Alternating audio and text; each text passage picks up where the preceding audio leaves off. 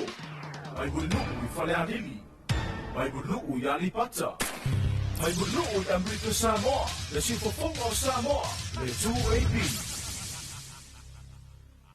le polka la melo ofisio komisio ngā ruenga le malo Talofa ma le laufofonga fia o le sini au tu o le whaare leo o nanga ina ia vave ma ato tōna le whaatinonga ma ia whaia ma le laufofonga fia ia whaataua ina le whaare leo o nanga lau tele ma ia wha malo sianga tau sile tangata whai ngā ruenga uma le malo ai maise teime tau tuai mo le malu o le atunu ia mata ata ma wha alo le whaataua ina foi fina ngalo whaalia ale ma malu o le atunu e ala i pepa fisili ma le ngaru e whaatasi ai ma le mamalu lau tele o le nau ta inga ina e tuina atu se au nanga ma le laufofonga fia ma le wha mahoni e wha mangia ina e so se tasi o le mamalu le atunu ilona vave ma le lei ato otoa ma o nei swinga uma e a mata mai ya oe wha ma ite swinga le lei Talofa ma le laufofonga fia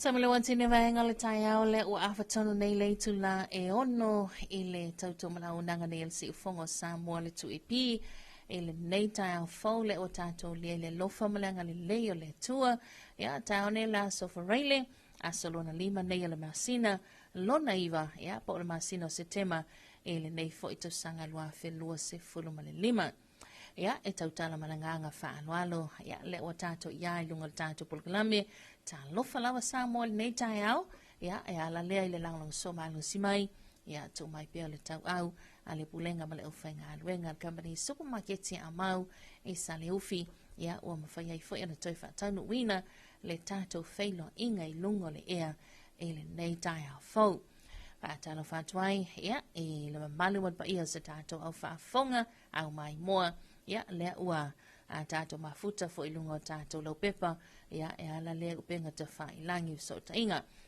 tato 2EP Facebook page ia o tato 2EP YouTube channel ia a mai se o tato wala leo amo lima fasfulu famo iwa tasi tesimal tasi famo iwa lua tesimal tasi mal famo tasi o fitu tesimal fa ia o tato Sina Radio app e le nei taiao a mai se la unanga le ala ata le TV ale malo le TV iwa ia fa malo le soifo manuia fa malo le soifo lau le leile nei taiao malo le soifo fulau ia a tele tato tala nei taiao vi ingo le tua sala ina tele ia ona olona hanga le leia i tato ia sa tato fa taiao nafi na ia tato fuanga tato tutoi au lia nei ai analesia no le tua ia tato tele toi pe nei ia pe ole nganga whaaftaina i le atua e hol tantununga ia whea lawa stafalo e maua bei tato whaasalonga nei tai au ia o lo tato tau whai manu ia tutusa i le anga le lei whaasoa lo tato matai sile le langi ia e ala le soi foma leona le fo tato toi ala whai mal nei tai au fau ia se aso fau nei aso ia o fau foi i ala malosi ia mawawanga tawa iai ia wa tato whaasoa ma tato whaatalo fo tai au ia Talofa toto lunga leina ia e mongi ma maongi upo vi inga o le akua ua fa penga onga fonga inga la wa fionga fonga kala yurni yaso sai fo manuia la sunga mamalo alo lavale malanga manuia nei tai au ia vi ia le o mawaya ku upo ia o kako ala fa i muao Pari nga ia mare fa kai ele fa kikia. Wa nga le se ngoa au pui ma au la via yo ka ko ka au si de lang. Ya au manga. Pal musu ngole ali le ka ko fa o Yesu Kristo. Wa ma fu wa yo ka ko au dia. Ka ko fi si le fa mo ka ko fa longo. I siu fufonga malia o le kakuali faola. Ia, vi ia le ali. E. Pakalofa kuilai nga salevi. Olo whapenga o nga whaafani le manu ma whaafani kuru ia. Kukongo so se afio anga si o kako wakungu pele o Samoa. Puleongo makumua. Ia ele nga kafo leo le moku kukuila. Maise nga yo kako uso ko elau. Ia ele nga kafo leo le whaafonga anga le lalolangi. Se alava se kafa le lalolangi o lo iai. Se Samoa au liut. Ia vi ia le li ilo kowa maua i ngā kungu. Nalo mawhangau ka māmakinga o uso makua whawhingi. Ia ele ngā kaileo se uo. Ia whaakalofa kukoi. Kukongus le afi o ngangi. Ia lava lea ainga. Ia ingo sākuara. Ia inga kaulangi o la inga whalangi langi. Kamare iku mo ngangapa. Ia ale mamalu ia ki oe le whale kolu mo puipale. Ia whapea le maalosi o le ngu. Ia vi ia le kua. Whakalofa kukoi. Si o kako wala leo. Kako vaenga whaukufai o le 2AP. Ia. Lea se kaimi o le a whapea nga kufa kasia ai le a uso. Ia ile angale leo le kua maua so koko wha maua so kofi ngangalo. Tai lava.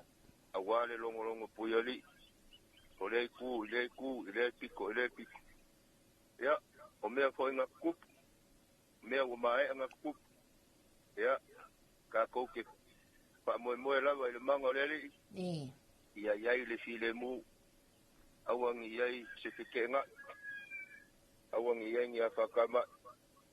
Ia ko apere kai le file mu o le manga o lele. Ma lo le soifua. Ia. Whakalofa aku fo inga yo ka kopaanga.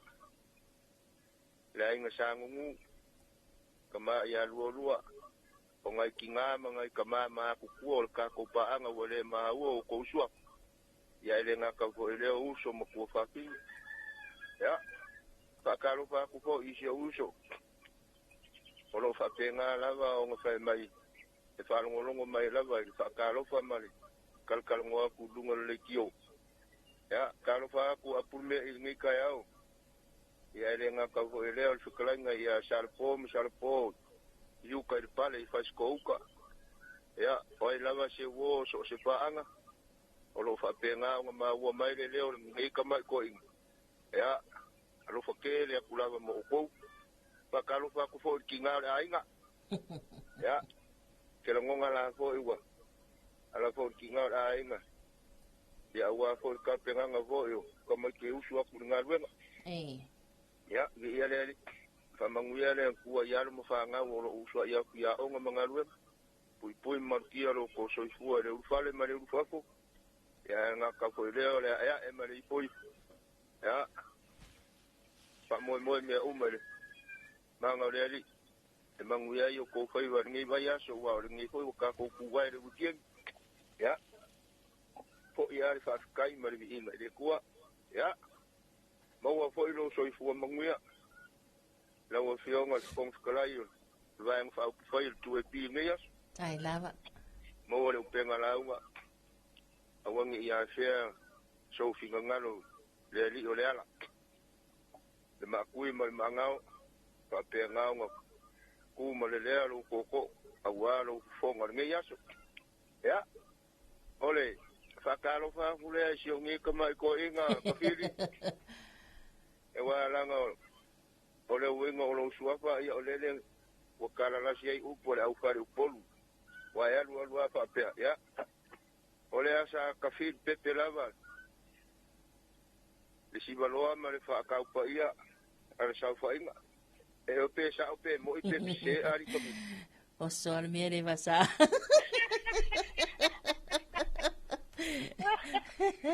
O le ana malu le tai au nei tai au mamalo. Ia. Po le ana malu le tai au nei aso. E le suia lava le. O le laukia le fasusua a. Le lauki le fasusua. Manaia. O le lauki le fasusua a, ia. Maka unga fo yo le po. Ia, e whapenga unga koe po waile. Le kai au, pai e koi fufuanga la po. O ngai o lau taunga mai ana po whaavevela na microwave po nai wha mawhanga vo ingare lunga la wha paukoko.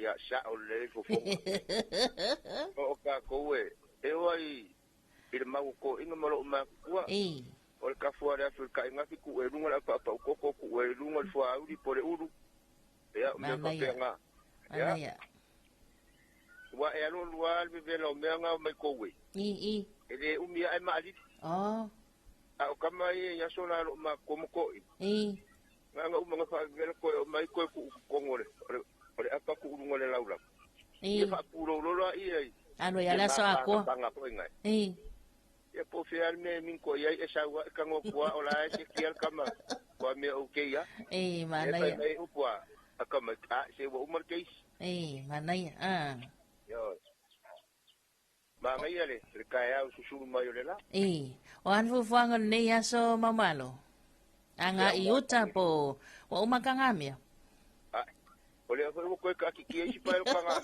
vai a colo so di be sole foi o fa me kala lo ma so di me ka ya ko anga la o ka ko kanga me yo ya le foi wo ele ko ku pa lo kanga me ko foi fa mama fa nga ya ile la le mana ya pa wal me ya yang iso ngira ko kanga me fia fa mama fia soli para au me iba kas malo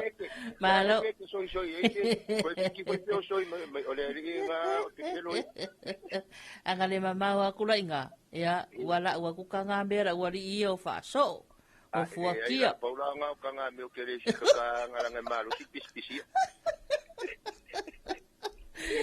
alo va tai sua va te bali I la o fionga o balon dei tai fa tai telefo I molo sao tai foi mo fa mdianga ta to mai ta si va pena anga le fo ile li fo fanga le yaso la o fionga male ainga tai tele lava mo malo molo sao ia ka ko felo ta la pa ngo ku pe ka ko paki o 2AP wa yo la wa ma o la wa ko pai ma la paki mo malo pero foi o 2AP kasianan be ngai misia oi e kere pa local 2AP wala ngai le se king busal 2AP etika foi o me fa li po la ngai ka ko sel 2AP o ela le si pa local e fa ngai inga le ngai si pa lo capi o se ai malo fa tai tele lava mo malo mo lo sound data au le alo fa tu ia wala la party te oi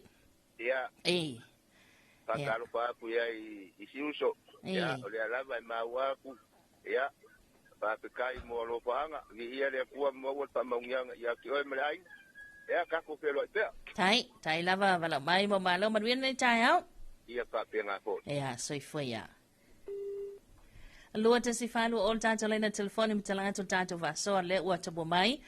Le fionga ia mau malo mi salato ingo I whale asiu.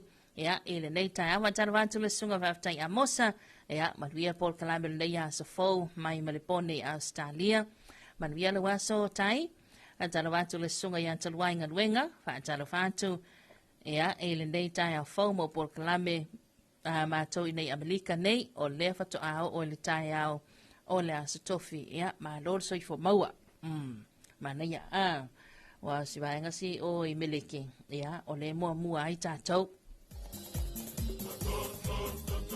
atala wantu le sunga wala al party alo fatu from American Samoa maduia le waso brother anga lele li le al fo ia lo fatu ia le tamaya mo malo mo oi masuto ainga atala wantu le sunga ia luma pauli alo fatu mai New Zealand manuia ngā ruenga le aso fa aftai tere luma manuia fo ilo tai au le sunga ia Tamara Mikaele Talofa good morning ile nei tai au fo malo le usu manuia tiuta mga ruenga o whenga iai God bless you all tai Tamara manuia telefo ia fo whanga nei tai au le sunga ia mina au nei fineaso good morning vi ia le li tal tonu lo manuia oi Paul Kalame mantango fie mafutatu au kilani manurewa ele job le hotel ya toileti o Paul Kalame lo fatu mo oi God bless you au te tele lava faltua mila manuia tele la sunga mila man faltua mo le ainga manuia tele lava nei tai au le sunga ya whiangainga, tala vātu smata nu pelo le auvaa, maisel por kalabel de yaso, ya lo whaanga na i nei New Zealand. Ma Lord soifo maruia, good morning whiangainga, maruia lo waso, ya patala watu ifo le sunga tau puala whalima tau tofi, ya ma lo le usu, tala vātu ya sabo atoa, whapea paanga uma, ya maruia u whaiva, whapea le ofisa malu, whaaftaitele tau puala, manu tale na fo ifo whanga le neitai au, ya fatalo fatoi foi ile fatoi ya langi upu ya mai se foi il tautonga ia yeti ya malei tatu panga umala vai tokelau man wia tele nei tai ya tau se mal tatu wala lunga leina talofa Pe fo mo ngia ku pe pengi ka fo. langi mai la to fa mai ma lor soi fo fala wa mai Ora ai mo ngia fo kai. ia leli Ora vi ngai fo ile kua. ioi Ole kua le lo fu le lo fai mukin kivali. Ole kua fo o le ola male malos. Ia mali. Ia lo fa. Pakalo fo ngai fa fenga nga se ka ko ku. Ia fa penga fo ngai la ko fa kua ia ngai kinga ngai ka mama kua. Ia sa mo nga ruru e ka ka ia malanga ia kia ngai yaso. Ia ia ngai le ri. Ia mo pe fa mo nga le ri nga ruru ai. Ra ia ka ko wola. Ia pe fo ngai ka ko ai ngai ia ku e mau. Ia lo fa kumo o ko o ko fa fonga mai ki kilo mai. Ele fa penga ki kilo le ka ku pepe ele fa longo mai. Ia. Alo. To va ku ra pa mo maro. Le mo muana mo malo ya oi. Ia. Nga dei bole mo wala. Oi. Sa yuka. Ku ai. Oi. Ia fa sa fa i foi. Ingu se ti ko ya no fe fe. O ha mer con akapis. Ol mo wa. Ola. Wala le kaure timu. Ya manga ya le ola le la. Malo, awa mai manu. Le foi o ora ku foi ang ku foi telefoni sa fa. Malo fai. Ora mere ye e mai telefoni e mango fa fanga ai manga e fanga. Ya le manga ele fa pe ho fa. Ya. Pasa kai kere ka fitu. Ora ai mi si ore mau. Yo lo mau lo malos. Ya foi le wanga auso. O koange foi o ko feiro ainga. Ya lo fa ku ya vai. Ai. Fa ku foi ya tueni ya fa pe voi escamo. Paso. Ya. Ya. Ma le skringa ya ka foi ngo mo. Ai. Ya o mangui al makomo. Le wo so mai de la so ya ka le kuornge ya. Penga ka ko fa ka ya ile kuo mo nga le ya la vea ingai ka ko fa nga mo ngi fa ma ioi e janga le ri pui ngai ka ko fa nga ora nga ro ka u e pa ia ya fa mo ngi le kuo feedback tai lava ka ko pa nga u mo fa fonga mai se ro fa ku mo ko nga yo kinga nga yo uso o ko fa singe ya fa mo ngi le kuo ngi ya fa mo ngi ya fo sio ma ko u ya ngai fe nga dwenga ya ro fa nga ya ngi ka fo il pepe lo fa pia ku ngava ya so mori lo fa ponga ngi kaya ya male mo mu ese se ma ko ni va ilo ya lo fa mo ele so o ma mo ko finga ngi kaya fo ya fa tai tele lava e lauto fa ma i mo lo sa o tanto botlame ya man via telefoi fo fanga solo nia solo to fa ma le inga ma le fianga ya fa penga fo ya fa tai ma mai tai tele lava so fo ya so fo tau whai ama ilolonga,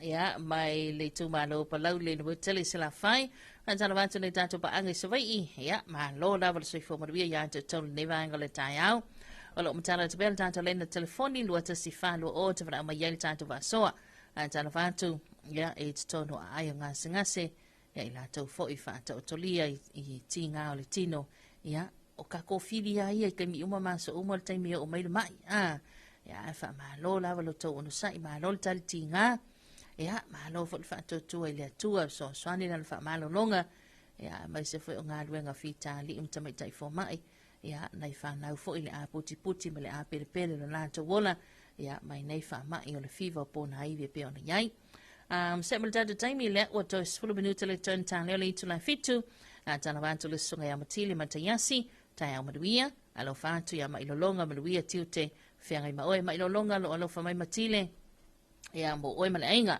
anja wanto le sunga ta semoni umu manuia ne yaso fa tai fa bena foi ya fiangai nga manuia na so Samoa fa tai Ia, alo whātou mō tātou ainga uma ina, langi tuaiva, ieti peni, pene, ia, ma loa lo whatele mo o tau. Andana watu le sunga se lafi pito ai, good morning, tai au manuia, soi fo maua, ma futa atu le fo kona, Texas stand, Santo Boitea, ia, sao ni fo ia matal tautua malu, ia, le tua nei aso manuia por kalame, God bless, wa aftai tele le sunga se lafi, ia, manuia fo ia, ti o te mawhaiva e pe ona whengai ma o taulu whila ua ina, pa iwhi maranga i le antanu, ina le awhio ango Santo Boitea, ia, e lau sunga le beisa, maisa awe ta male uma, ma lord soi fo manuia, e le nei vaenga o le tai au. Ia, o lo o matana bel tanto le na telefoni, ai se i o tanto, wo o mai stanto, ia, le sunga ia lua whaile aso, ma lord soi fo manuia, e lau sunga lua matwaltua, a tala vantul ta mai aso tu mua msanato inga de salavalu, a tala vatoi foi, ia, i le sunga ia whengi koyo, ia, morning,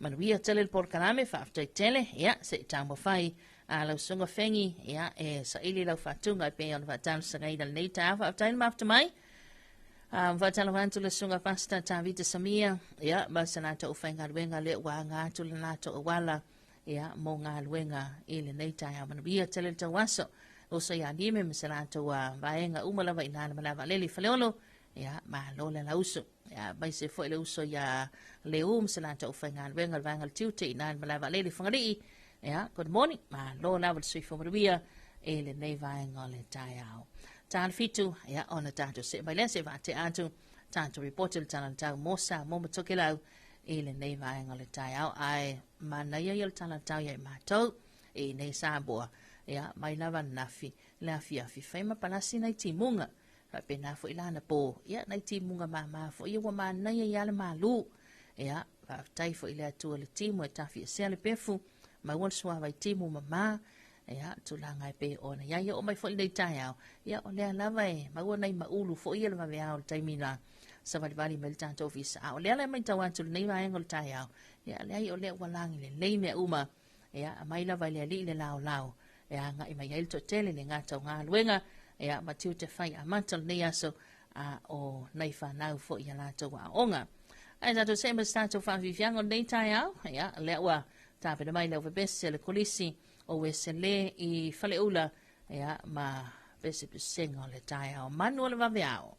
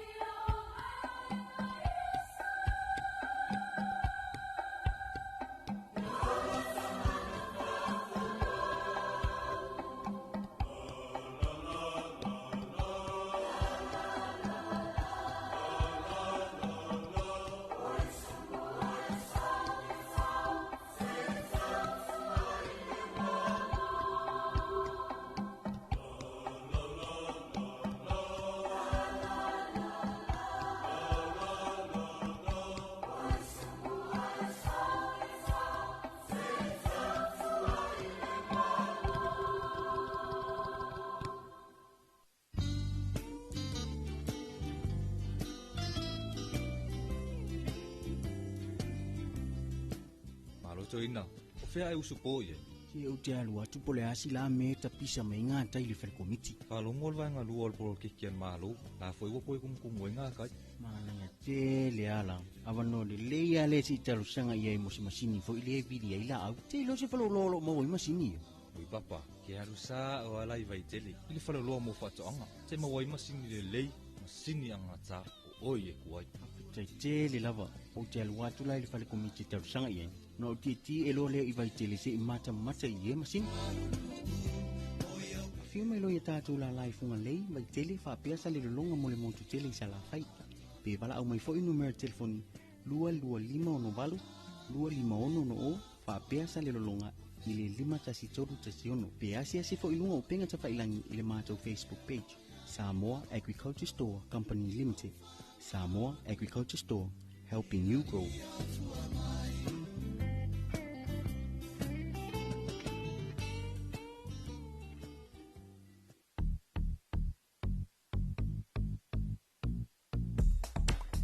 Tamale wantine vanga le taya o le o tātou nei le tula e fitu le tautu male unanga le si fongo Samoa le lua api ea tātou se vai loa se whate al tātou reporting nei le tala le tau ea ele ngata Samoa le whafonga toke lau e le nei taya au. Whamantalanga winga lulu al tau numero ono mo o ngā Samuel Samoa le na whamawina i le tāle 5 i le vaveo nei le soa soforeile aso 5 o setema lua whelua 5. Whautuanga mo o ngā Samuel o whamalusia o savili feo lolo malolo sile toa loa savili mai saute se sae o lo uftiai Samoa ma e whaatupla ia ngalu ma walunga ya fiai o ngā Sami. O au mai a fua mai saute se sae o lo ufsonswani si tiele ma walunga o ngalu o whamaunga la tamai lo atangi ai le whamawina o le ma walunga o ngalu e sili atu le lua ma le alfabeta ma e e lawa doa e sili atu ai le tolumita anga i atu i le whai unga le nei vai yaso. O le alo o whamalusia i pia whautuanga mo o ngā Sami uma o Samoa. A whianga i ono alia e mai ai e sau mo tatawhia ul Sami, ma ua walo i alo fisa wa ai tālta lima le whiawhiana nei o le a maua mai ai le whaitonga lona fitu ea o winga loloa le tau mo o ngā Sami le tātou tunuu. Very blessed good morning once again Samoa. Here's our Marine Civil Weather Information number 6 for us issued by the Samoa Met Division at 5 o'clock on this Friday early morning, today the 5th of September 2025. Marine advisory is still valid. The modest southeasterly winds persist across Samoa, generating elevated waves and that are combined with southeasterly large swells, continuing to affect the marine waters. The latest marine observations indicates that wave heights remain above the advisory threshold at 2.5 or 2.5 meters and may exceed 3 meters through this weekend. Therefore, the marine advisory remains in force for all marine waters of Samoa. Potential impact for Samoa, strong currents with round seas, and our next severe wind information will be issued at 5 o'clock this Friday afternoon. Ea o le na ua manino le tāo tonga le tātou reporti la tamai winga lolo wa le tāo mo le tātou tunu ui o ngā Sami. Ai o le tana ni le tāmo vaenga o Samoa le na whamawina i le afa le 5 i le vaveo nei. O ai wasavili e whiololo malolo se le toa loa lo of TPS Samoa mai au mai au manai timu e a whiaila tunu u inisio taimi.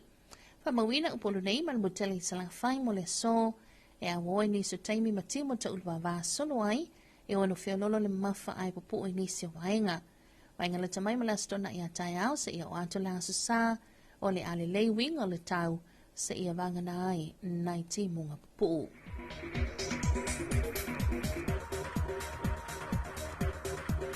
Talo tamangan te whalo le anturu u le na whamawina le afa 5 i le vaveo nei se au lia le wāluanga o le poana nei.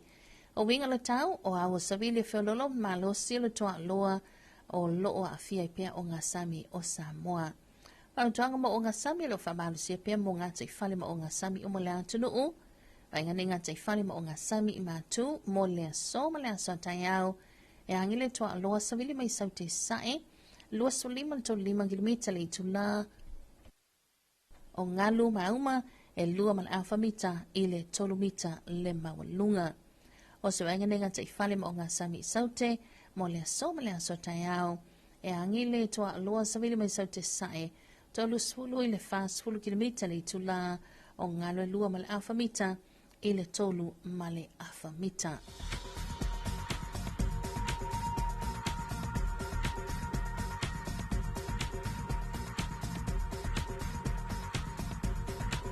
Here's our morning issue forecast for our Samoa, and this is recorded at 5:30 this Friday early morning. Situation in moderate southeasterly wind flow remains briefly over Samoa, with associated clouds and some showers affecting the crib at times. For both the Port and Hawaii for today, cloudy periods of isolated showers, brief moderate falls and possible in some areas. And for tomorrow till Sunday, find about from brief showers.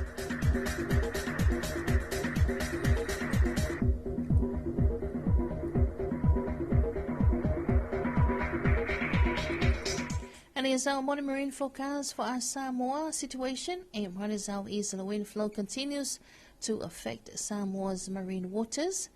Marine advisory remains in force for all coastal and marine waters of Samoa. For the northern marine and coastal waters, for today, wind directions. For today and tomorrow, southeasterly winds of 25 to 35 kilometers per hour. Waves and swells of 2.5 to 3 meters. And for the south marine and coastal waters, for today and tomorrow, southeasterly winds of 30 to 40 kilometers per hour. Waves and swells of 2.5 to 3.5 meters. Ialina, ole ta o tonga na reporti lan tamai il talal tamul ta tonu ulau fonoma onga sami, ya le pendo fa mawina mai, ele official va ital pensula mulu nel tal lima, affali tula lima, ile vaveao le so.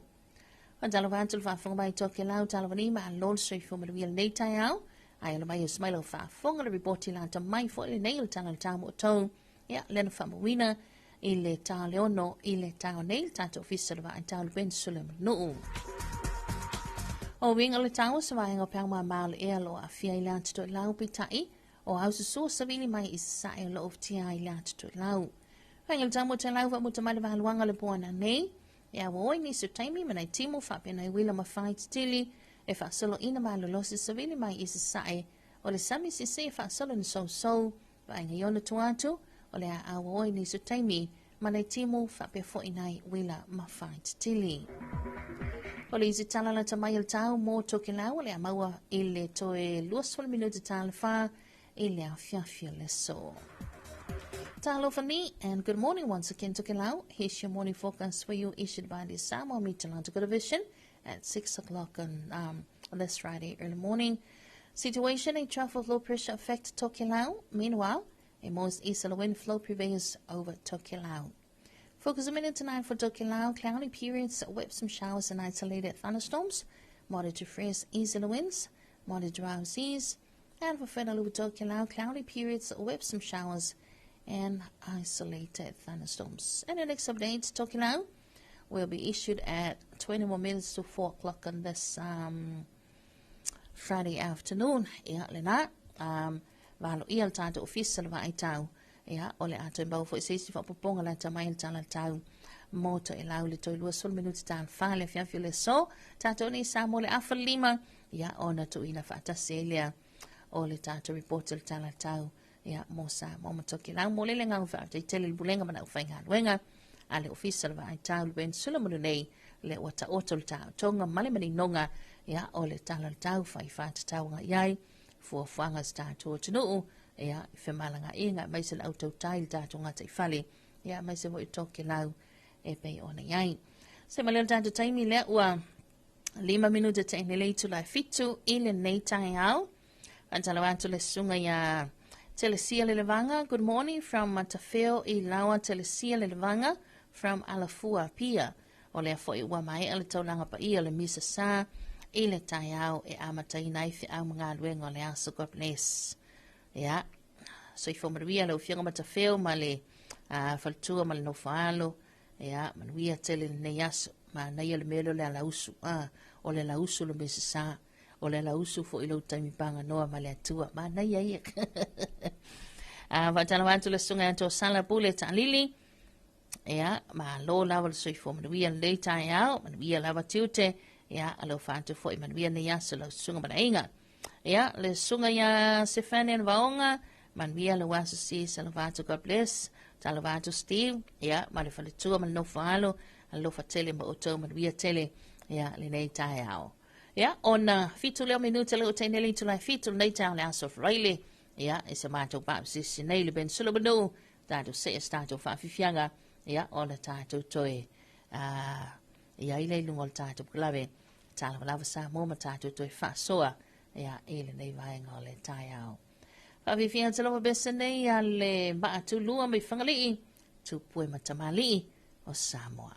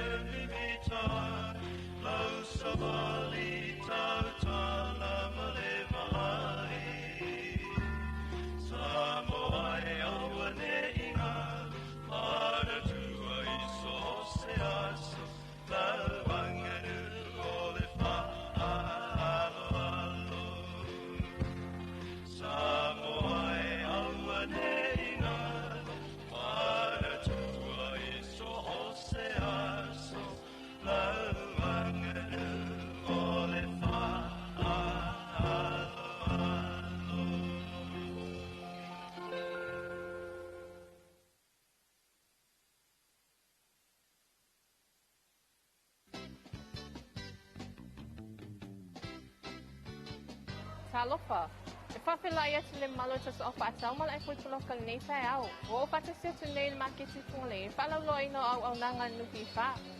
Malo se futina, wa mai nei tai au. Oka, shine mai lo box. Le manuia whaatai, box, oi. O le e whasa soloma whawhanga le box. Ko e se pēn whainui salam se o tupitu sau noa, for voluntary contribution nupi wha. E tu sa lava whamanyanga e anga ma aile tangata lo whenga luenga, ia ma oi. O he se whaatai sisi. Le mana whaalongo lau au nanga nanu ki wha ai o te le ialu lava asi ai ma whaatala noa. A o lea lawa manino mata le vai. E a o walu loe whaila ristala, ma tu o le tonu tina whetala e a mata ai. So, Kaisi, mona ristala nupi wha, whain whatinoi ne tata o kisea pia msanulonga, e na olo pe whanau na ve mana o mia, e au noa ma se tusonga.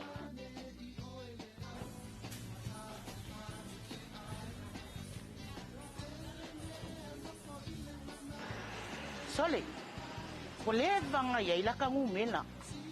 Au ke le ko lopo ye sa paling kan bi fa. E ala nga kulanga. E ma fai ang whaangala ngumela kuai e kong mela sa whanga. Masiaki la mawaenga pe o kao nga sui. Oh, ma nga ye singa fa manga. O ke lo wa ka ka nga sui la mawaenga. Awa popore, e tu sa leia famianga lo mawe oile fai sa whanga tu sa noa, ma le sui lo whainga luenga. Ma wal pasene, ma faina loan, ai mai se famianga moe maliliu. Popo nesi pe amitaya. Oi se fa fekai. Se i koe su e mai la umela nupi fa. Se i ke ua le lima afe le wa maua.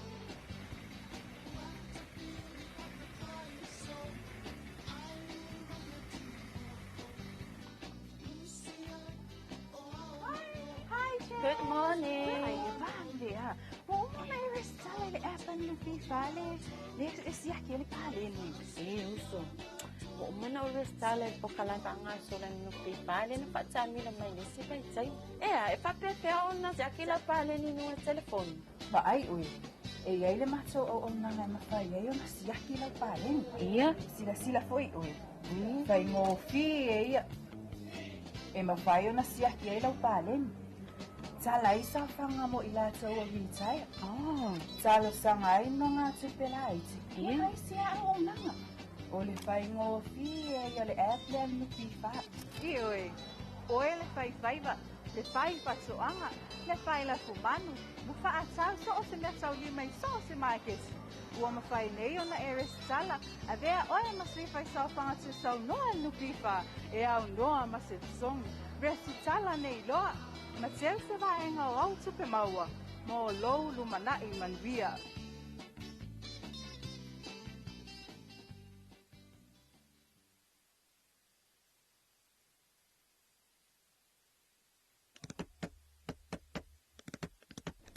Tamale wantine vaenga le tai ao lea o se fulu ma le 5 minuta te ina leitu lai fitu. Ia, mai ato fo ini sina tātou whaasalango whaapesinisi le nei tai ao. Ia, mai le tātou whaalapotu tonga whaaputu ngā tupe le mana iman vio Samoa. Ia, le nupi wha, pe ona iai. Ia, o lea ua mai a ia le ao te lenga ato le whaitaunga lo ia. Ia o le tātou palota e pe ona whamaina ia ile afiafia nafi. Ia ma ua nginga fo ilunga o penga tawha I langi tūranga umalawa e pe ona iai. Ia ai si vaenga sia toi whaatalo sangaina tūlanga lia. Ia ona e le aise Facebook, le aise TV. Ia o la sa ia nei to no anafi ia o le fia mauti no la paula tala le fa longo ai o manu malo ia le fa ndo to le to samo otas ia na osina fa mo to wa nei tai au tu langa pe ona il tato wa mfenga palota ia mole silafia ia e ila to va pe na ona fia mau mai le tato information le o le mai ai o le faitanga lo ia o le fenga palota loa felo sulima le tato turu ia tula I mai leo no foa I tumalo I 5 sulmatasi ia o whaamaunga lava nei ia mai le official le whainga palota o le vaenga whaai le whaatutua I le atua Samoa o tasi lea o tula I mai I le tolu se fulu o la tau anu foa ia o le vaenga whaai le RPPS fulu ma le wha o le vaenga whaai le Samoa o poto tolu ia masui tuto o tasi ia le iai to fa Ia e inisi o sui tutu o tasi le whapea o sui le fast. Ia o lele i whapopoa ia i tonu. Ai o le whatutua i le tua Samoa o tasi le waia. Ia o le sunga ia fo isala lilo tu Ioane mai le itu malonga ngai fumangwa numero lua. A whamsanga le one mati wa ili masame o a analofi numero 5. Ai ono ele ki kiroma a analofi numero lua. Ai rupatea misa toni ai lupo mai le tu malo palauli numero tolu. A mitona i malolo tautofi Roma vai singano numero momua. A le vena ale o fale ata fa. La vea Solomona Paulo ngai fumangwa momua. Paunga, teo matawui a tala lei paunga mai vai maunga numero momua. Se wa muli le tuunga fasitoma nganga maunga numero lua. Tai tu ave la faitele valuanga tatitiona a la tawe sifo. Va awao salumalo alufpo o nganga maunga numero momua. Sala Paulo tuala Paulo o sanganga numero tolu. La uli le mali etoa polata i fosi. O le itu malo nganga ifumangwa numero tolu. Anga seata talwasa vale lio talwasa peto. O a anga a analofi numero tolu. O fesola i apulu tu si upu tu ingamala. A analofi numero momua. To faya fata Ryan Schuster. O sanganga lua. Le fionga mulipola na rosa ale mulio o palauli numero momua. A wapa au mulipola. Alo itafua mulipola. A inga litai. Masina lupe le antua vao a makesi pisi o le tumalo le fanga mfale a sela o seve te i foi maono sa fata momua to e lupe a mau ya utele po mulnuko on semo fale a lili momua foi maono mayava tito a safo fale a lili lua taufua Edmund taufua a li pata tupa ilunga moe fa wo Julius a kui ano a maa numero momua le atinganga mta faila wina i inga fa sale le anga numero momua, vui i inga sione, fa sale le anga numero 5, le lua sangato karene, sa lenga lua, asiata tavu i tafu salevao, sa tupaitea, te la fono David Hunter, sa lenga momua, tea to alabiato, fa sale le anga numero 5. Ia o suina le vaenga fa tutua le tua Samoa o tasi. Se mai le fa malo le HRBP, Lena tai Victor fa foi ta mapua vai mawalua la le pule rimoni ayafia fale antolu le fue pelenise le levanga o sangang fa 5 gram to ala le leo vai mangofa fa muina o papo so na ayo etio fale ata bomua tai o li seu fiti ai maso vai mawatolu o tu ya pu a fotongi le to sa fatalua lo au solo malo ke ni tisio sanganga momua na mula ulu pali ileota sa miliota va sale le angatolu ai auti male avai seta o fale alupo tuina e falupe soni ai sa ilele mele lengo i le pa la wofo fono toa nua fasili pia la wofo ano a maalua ma va ai lua centenary sa mau fa sale le angalua ia ma lupe matasile na vea tolonga ta o fale la tai masamatau soina le JPP to as fulu malfa ia se mai la ia e sui nei tuto tasi. Ia, o moto pua a seve heni a fereti papali i mai li tumalo vai singana lua. O le fionga ia fiu fa altane poni fasio vasa mai le tumalo palau li lua. Fionga ia fa longo a swao ka le fa lung a le lua fa longo o le tumalo si umu ma mau anti fale si osi pue mai o le va au foroti sui tuto tasi e to fa. Ia, o le vaenga whaau Samoa o poto, fia mena au i mta afalo te whanga, le antanu uwein so yalo fale antalua, fale o mawaenga titi mai atafua, o ale pata i tupa i lalo. Ia, o le ala ua o se toe wha e mua antuluna, ia, i tulanga pe o ne iai ia le tātua whai ungo le tātua palota, i lona whaitaunga alo ia e pe o na fesilingi ia le tātua tunu ia, mai se lawa nai tātua tangata ia sa, wala au mai, ia tulanga le tātua palota, o na ile i maua la tos wa matalanga. Ai whamalo lawa Talofa antu le sunga ia le usa ia Serena, ia, ma se la tu ainga le tai au malo le usu, lo lawa le whafunga mai, ia, Talofa antu le sunga ia wrong, morning, ia, good morning, whaafetai asi salatu pa ipira asi, ia, manuia tele le wanso la ufionga asi, ia, ma lo lawa le suifo manuia. Talofa antu le sunga ia misi so na lote, Talofa, good morning, man. We are ngad we gol deya so lova to bo ainga Samoa. God bless. Mahu to mais I Brisbane I Australia. Anga lele li itu tem favor deya so lo sunga misi bale ainga. Ya, talofa to fo ile afionga ile li fam sino. Ya, le afionga ya le e to I malo asabu asam. Ya, mai se fo yo le. For tu am sila to ainga le tai au ma lo so fu maria. Ya, ele na yaso. Se fani vaonga. Ya, lo fanto man via tu te ngad wenga finga yai. Alo fanto fo lo miti. Aya lo miti nga inga I tauranga.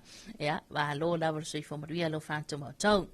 Se malon tanto taimi lo lus fulma 2 minuta lo teneli tu la fit tu le dei tai au. Ya, tanto se by stato fa fianga nei. Mai le over besse alle Pearl of the Pacific. Ya, male tai au mataniu fianga I maleata. Tali lang malu al tai au. Fai mali mai lo awala lunga lan tele o italo fai. Ya, se tu na tu mo la vandol to lo tau fai mai talo fa. Oi leo. Oi te fia maua. Oi e tu e pi. Ya, sa no tama na wa lunga le ea. I lango le alu lau kurele ai e me lo fie fa kai peo ngai ka kai ke fogi a kude. Ya. Alo ka aya. Ya, sa no tama. Au lo bonga kai a o ko e fai mai ni news. Aya. Ya, toi tu watu e ai nei. Ai ka ko langa va pea.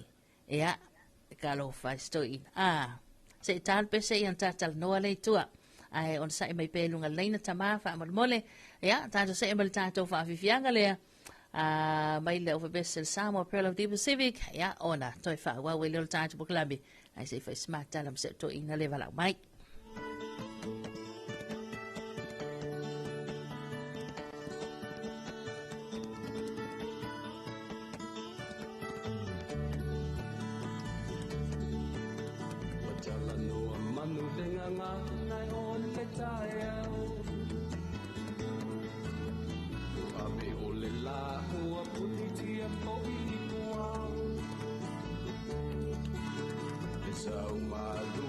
Susu ilawala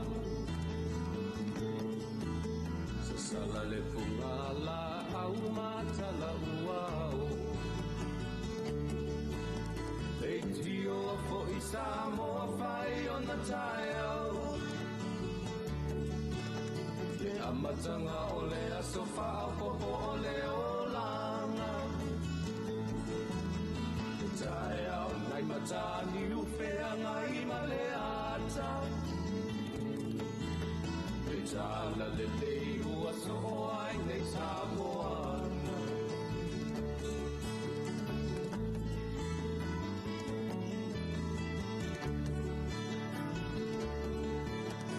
Seti tau fau le sua manie o le vine ula Mapauponga o le lupe lunga o le moso oi pua Le langa ali ua pua ina mai lona manoni E aso fo ua poa ina ile Samoa moni Eitio fo I Samoa fai ona taiao Le amatanga o le asofa popo o le olanga Le tae au nai matani ufea mai maleata Le tala le lei ua soho ai nei Samoana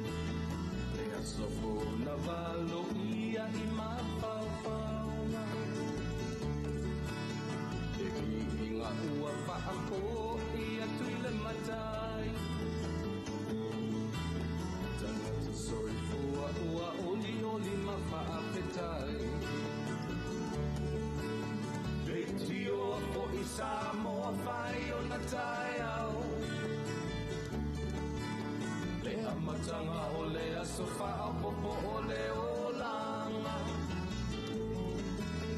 E tae au nei matani uwhea ngai ma le ata. Tala le lei o aso o ai nei Samoana. Leiti o fo i Samoa whai o na tae au.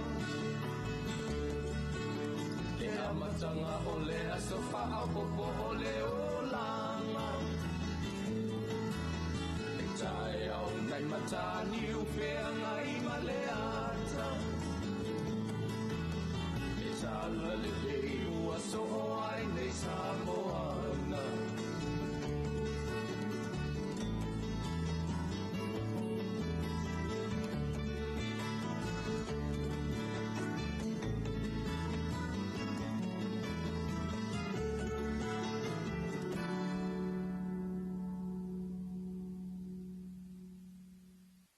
O le whiwa o pona iwi, o se wha amai e pipisi ua a whia ai Samoa.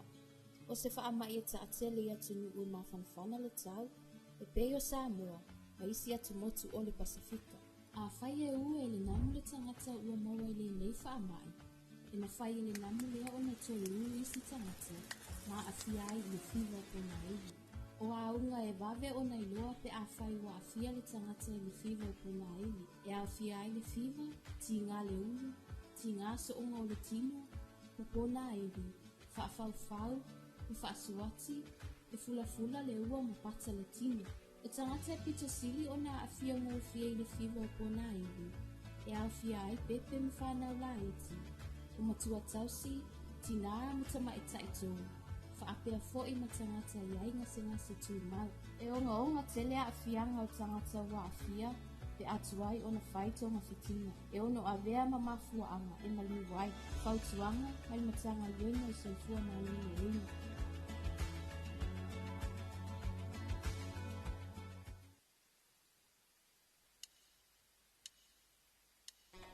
Sabele wantene vaenga le tai ao le ua luas fulu malevalo minuta te nele tu lai fitu le nei tai ao mai a fo ile tātou whaalinga whalawilo le na ea mai le tātou matanga luenga o le soifua mai le loina ea ile tātou iai pia ea ile pui o tātou uma mai le whawai o le fiva o pona hivi.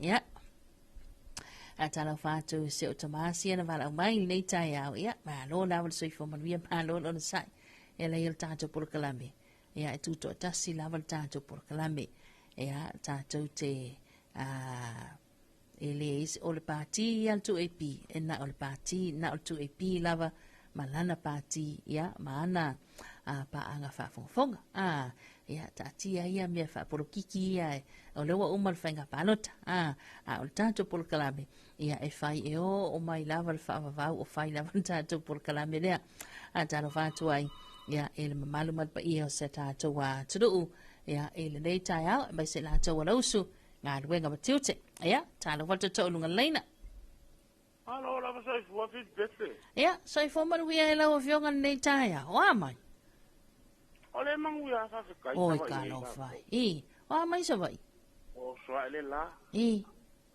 Ai longo le lo fo le ku te ka ko ku. Ioi. A mi se sia ma ko mo ko mamalu ko pa ia. Au fe me mo ko mago. Le ku ko ke ia. O fe me o mai ma ko ia. Ma lor so fo manuia. Ia so Ioi. Po lo so fo. O so ma ko wola. Tai. Ya me funga i pa nga fa funga ko e mai ka ko po kala merka ya ya me sila banga kinga makama makua e fo sko inga nga lu fa fo lo ka ngo ya ma fusi le ya ma si taba ya ma fa ma vai ai lo inga o ko so amel por ki le kio ele por ki le kio ya o fina nga lo fa to ina Ya, la fu malama sto ina el tato por kalame. Kongoa. Langal me ngale ku pungi ka. Wa o sire kio, so e ka sia le vai na au ma. O kala ngo ko ho le sia. Ya kan ye ho ngale pie ka sire le vai ngale. kapua ye ngari ki o ale ki o ai o le me ko kasi oi ya man to vai la ta to wa no man to vai la ta to o le to Samoa ato e paki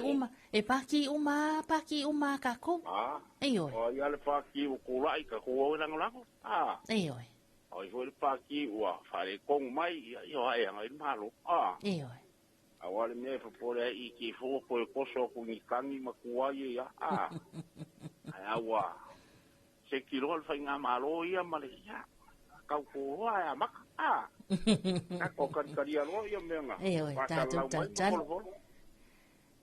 o ya wa se mangu yor ka ko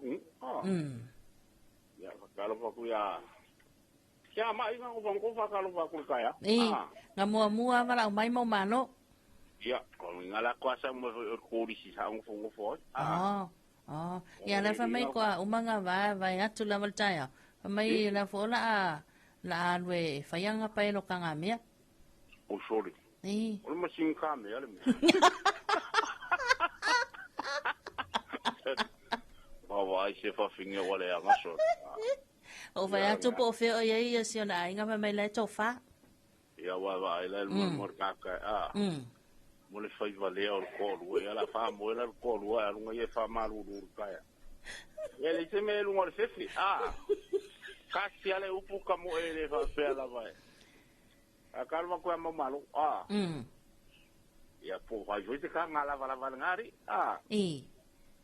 ya war ko luanga ma kwa se fo finyo so o ya ke vai a so le akala ngoa mai nei so le akala ngoa ngai pio ka mama ngale ai usul pa fa kangala vala vam fala la na wo vai aso vai aso fai pa ero kanga mea mo malo ya yo kanga ila ye nga ka ke lo fai ya aya ala fio nga fu si fa ku ye e mama la ma ele le nga mel vai ka ko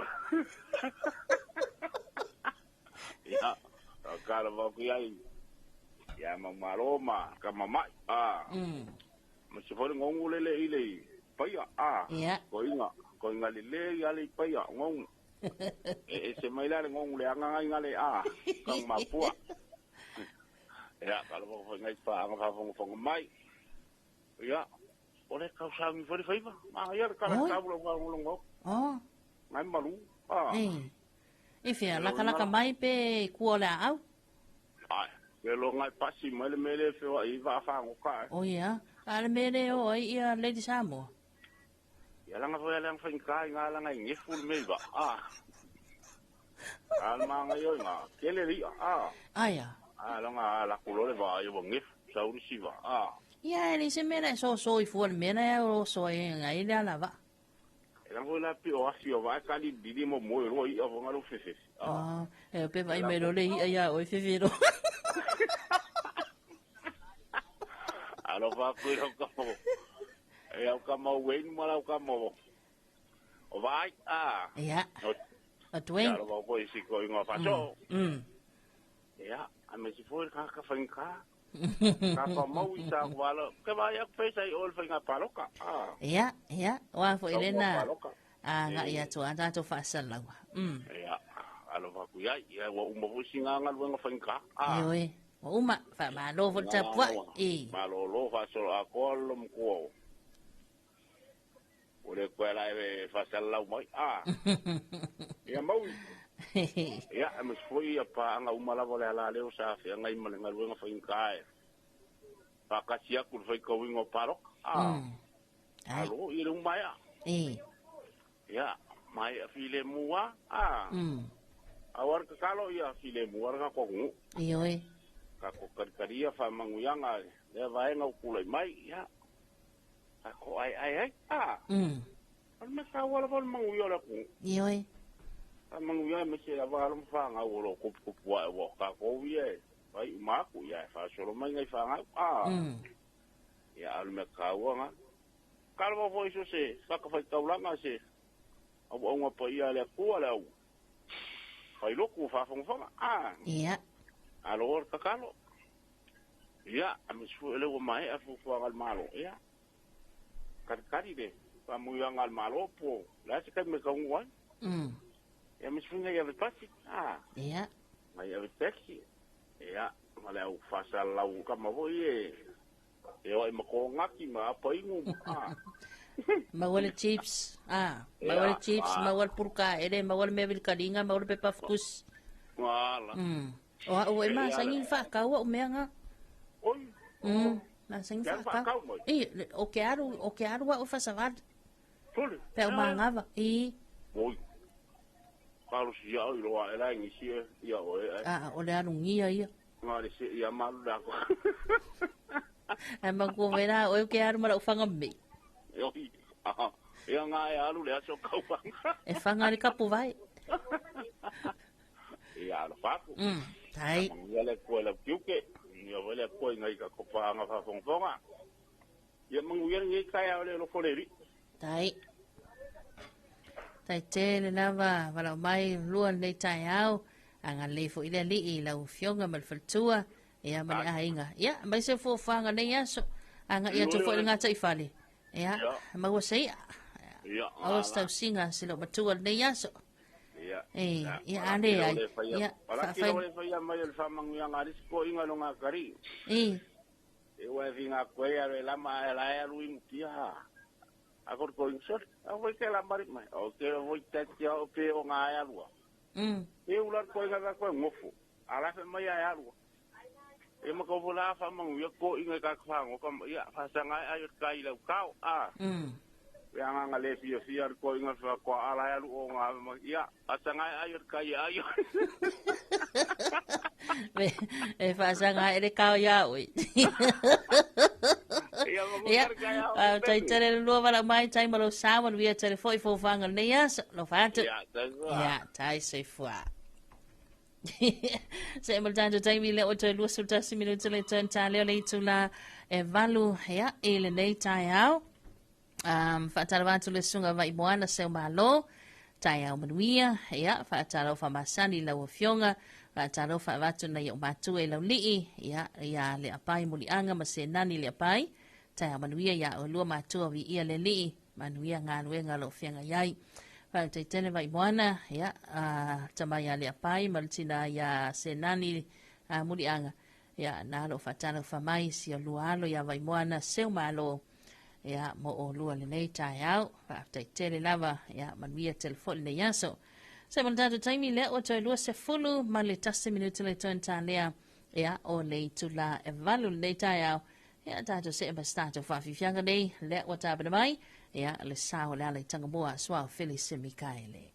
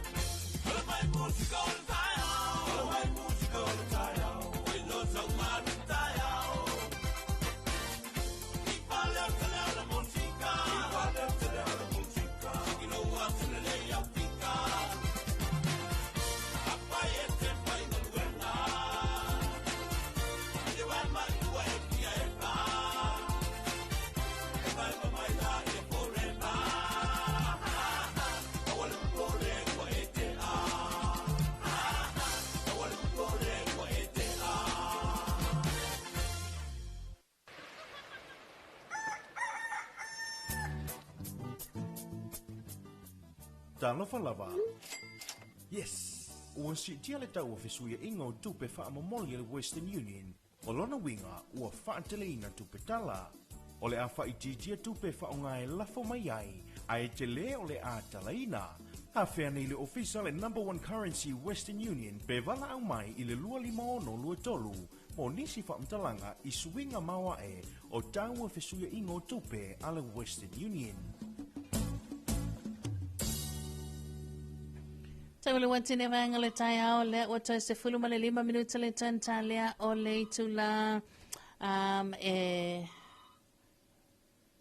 valu i le nei tai au ia fa malo lava lo sai fa malo fa fukumai e le mamalu mal pa ia se tatu watunu ia e le nei tula o le tai au fa tana vatu i nei fa nau ia i la tau da wa usu ia onga mai so i nei matua ia o le anga i mai la tau moli mai nei la tau wala mo fa nau ia o nga nei tai au ia mana tua le malu le tai au ia mai se foi fala au inu tai au ia nga se tu mau mai se la foi nei tamam le tina matua ia o vai nei fa nau ia mo ina wale to ia onga ia le tatu te ia lava ia i le puinga ia o tatu u malava mai se nei fa nau ia manai matua tausi ia tulanga pe ona ile fiva po na ivi fa malo atu lusu si wa nga sia o to ai tau no fo ia to fale fa nga luenga ia wa ia la to e amata ta valu ia ona o tau no la to fale fa nga luenga po na fo ie anga mai longa la tele fo bai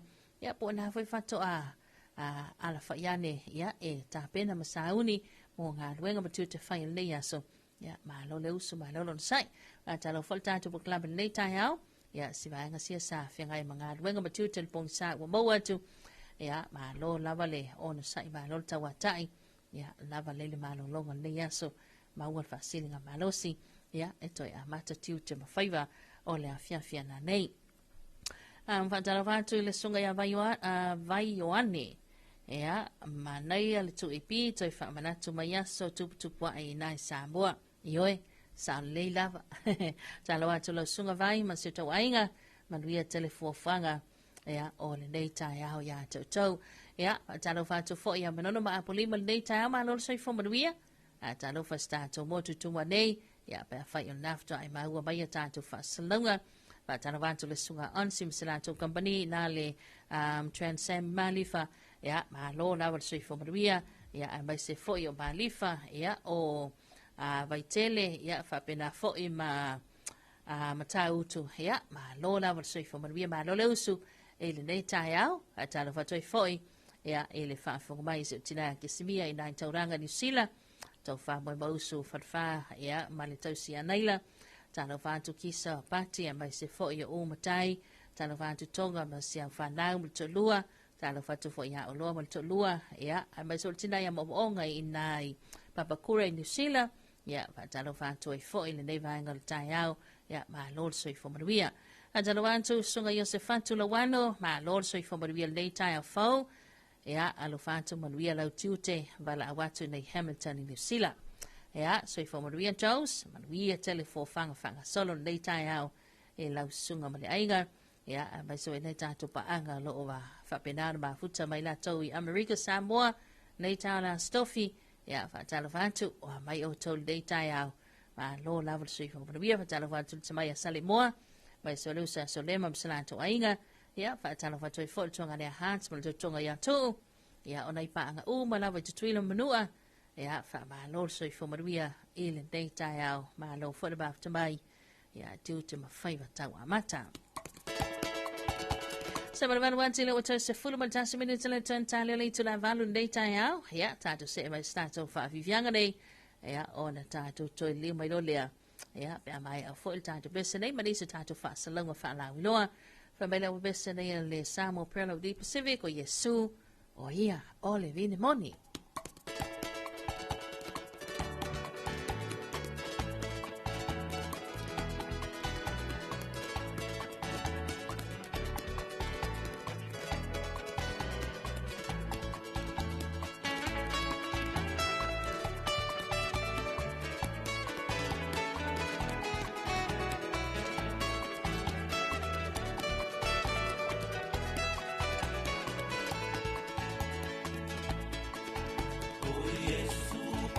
ine moni a o lala i tātou o i tātou a o Yesu o le longkou ua fio Yesu i le lagi ai tuua o le nei lalo lagi ma le polo a ina ia o tau te anu whangi ia la upele ia la upele ia la upele ia e mana tua o le aua la e wala lua a e savali aua le i e toe te paitua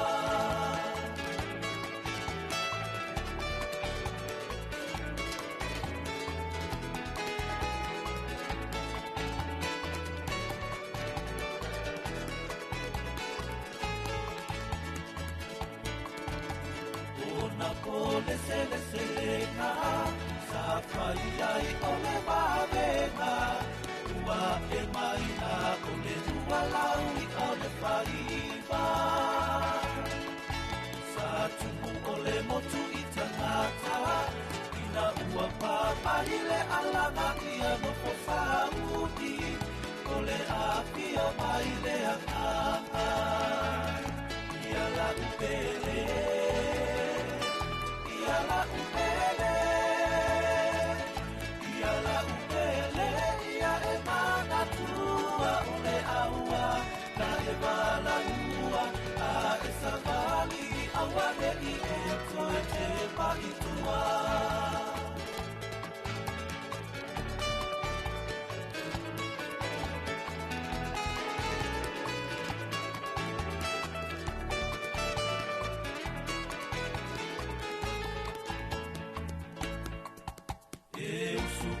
ae o utani mafua lava i sitama i tani e tusa o le afeta usanga male aso e tasi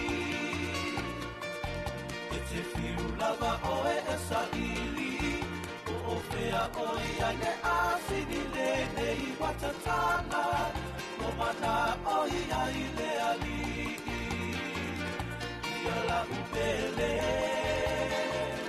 ia la upele ia e mana tua o le aua la e vala lua a e savali aua ne i e toe te paitua ia la upele ia la upele ia la upele ia e mana tua o le aua la e vala lua a e savali aua ne i e toe te paitua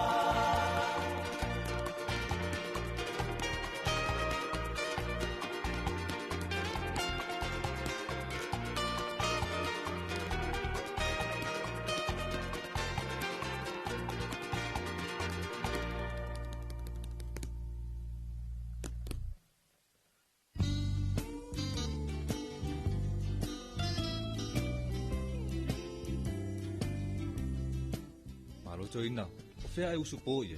Ke o te alu atu pole asi la me ta pisa mai ngā tai le whare komiti. Ka longo alwa ngā lua alporo kikian malo, la foi wapo e kumkumu e ngā kai. Malanga te le ala, awano le leia le si taru sanga ia i mosi masini fo ile vidi ai la au. Te lo se falo lolo mo i masini yo. Ui papa, ke haru sa o alai vai tele, ile falo loa mo whatoanga. Te mawai masini le lei, masini anga ta o oi e kuai. Te le lava, o te alu atu lai le whare komiti taru sanga ia. No ti e lo le i vai tele se i mata i e masini. Fiu mai lo i tātou la lai funga lei, mai tele wha peasa le longa mo le motu tele i sa la whai. Pe bala au mai fo i numero telefoni, 225 251 o, wha peasa le longa i le 5-3-1. Pe asia se fo i lunga o penga ta whailangi i le mātou Facebook page. Samoa Agriculture Store Company Limited. Samoa Agriculture Store, helping you grow.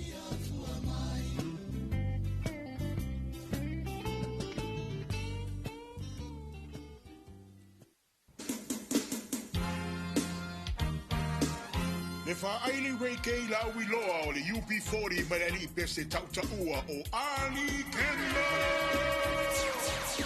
sauni malaka mai Samoa, mole na tu fafia fianga. Ile aso tolu se fulu male tasi Januari lua, fe lua se fulu male ono. Faya nea ile afia park. A wina mai ele company o le agency 43. Se kone seti musika ile na o mam, dad. Ai au fia I fo ima fua le maputanga mama dad. Ha? Se o kamaiki? Oi? Maka nei lau kalena. Ma fua mamao ma le UP40 ma Ali Kembo. Ile afia park. Januari tolu se fulu male tasi lua, fe lua ono.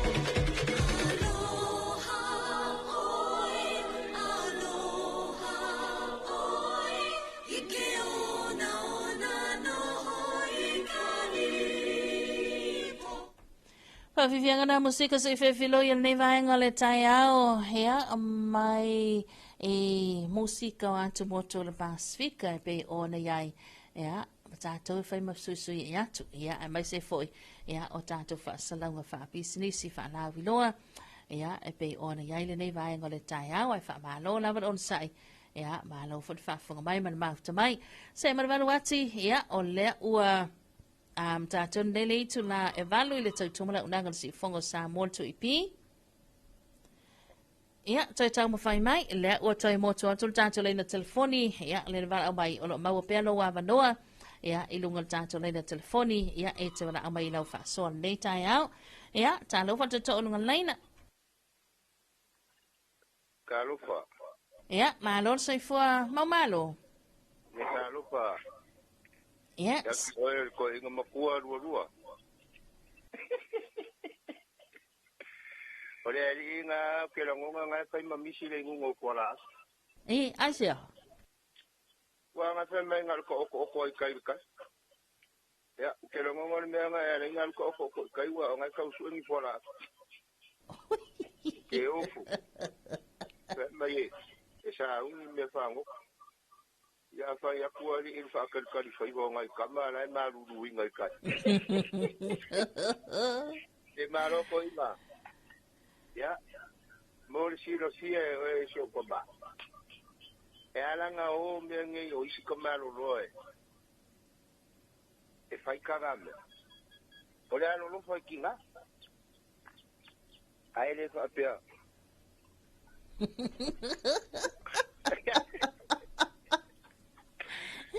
Kamu kau maya inga. Wai makua wai kene so soang ya lo makua. Ale winga nga mafipanga. Peso soang ni le siles. Eo. Pole mai pole malos. Ora lo nga pese kau ko. Pole malulu, pole vela, pole kangambia, pole basingi. Ala fa ko le ka idi manga mele ko ata fa bashi. Alo. Alo fa le kinga ra inga. So angi le siles. Ya, ma lo le sua. Ya, o ka ko yor ka ko mo ko ka avela. Yoi. Ole la fu fongo fia mal maka aka. Yoi. Yoi. Pa ka lo fa ko vo inga yo ka ko pa anga o mai mo maka mai ya ku e mama. So se pikongu ula wa New Zealand, Australia, Amerika, Kuwait, mafea uma. O feo New Zealand lenga lua iai? O lalo nga hesti. Ya, makaulia lalo inga lenga. O aulia nga makalia, ele fango fako anga lea lawa usaunye. Ya lawa, wa mawa inga luwe nga alo mafanga warka kuwa kungu. O lalo inga nga fu ikisila kia lenga eka wakuwa ifo. Kere iloana. Ya apa ya kurmea nga fa mai. Mo aya o ira ba kami au kere mata. Kere iloana.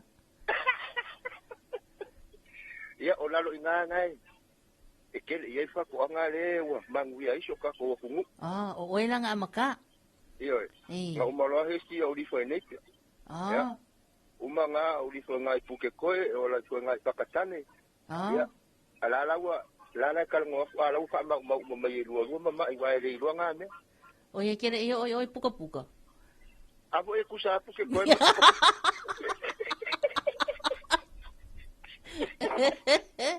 Fa upopo mai singu o New Zealand. Alo mau. Ma ku o New Zealand. O walu ye e faia o nga ale au kau apu mal au ngalu lu i fa ko. Alo fai. Ma lo mo lo sao. Kero ka filie. Wa ka uan me ka o New Zealand Australia pe a fa pe Amerika ka. Ya. Pa ai uma ka ko po e fa ni fa ka. Ya, o kaya o ka ban. Ka ke usu uma fa yo ko fa ka. Yo. Ya, o lo winga lan fa mukala. Kalo fa ya umalo para kwelens. Ya, abalo la wala so ibo badwi al day tayao. Ya, talo falta to lungan laina. Ya. Lang ye mamai la wa fiong al day tayao. Malo la vale. Dia lau sui. Lau fiong foi po lau fikalai. Yang ala vale. Fikalai ngole ala le. Ya. Pakalo pa mamua ko le. Ni pure male. Longa ai ngari. O le po wala leo. Tai. Si fongo Samoa, lua api. Ya. Nga kai leo. O ko umao. Umai o le aku o lo ngaluai. Manguia le aku ringe ya. Pano lo ngaku nganga ka fa yor kamar nga. O le lau mai va ngong New Zealand ai. Ina ngongala nga o le lingan me ka puke. Ya. O lo que fai ko penga o puka ve be di. Ai so mai me e kukusa ngama.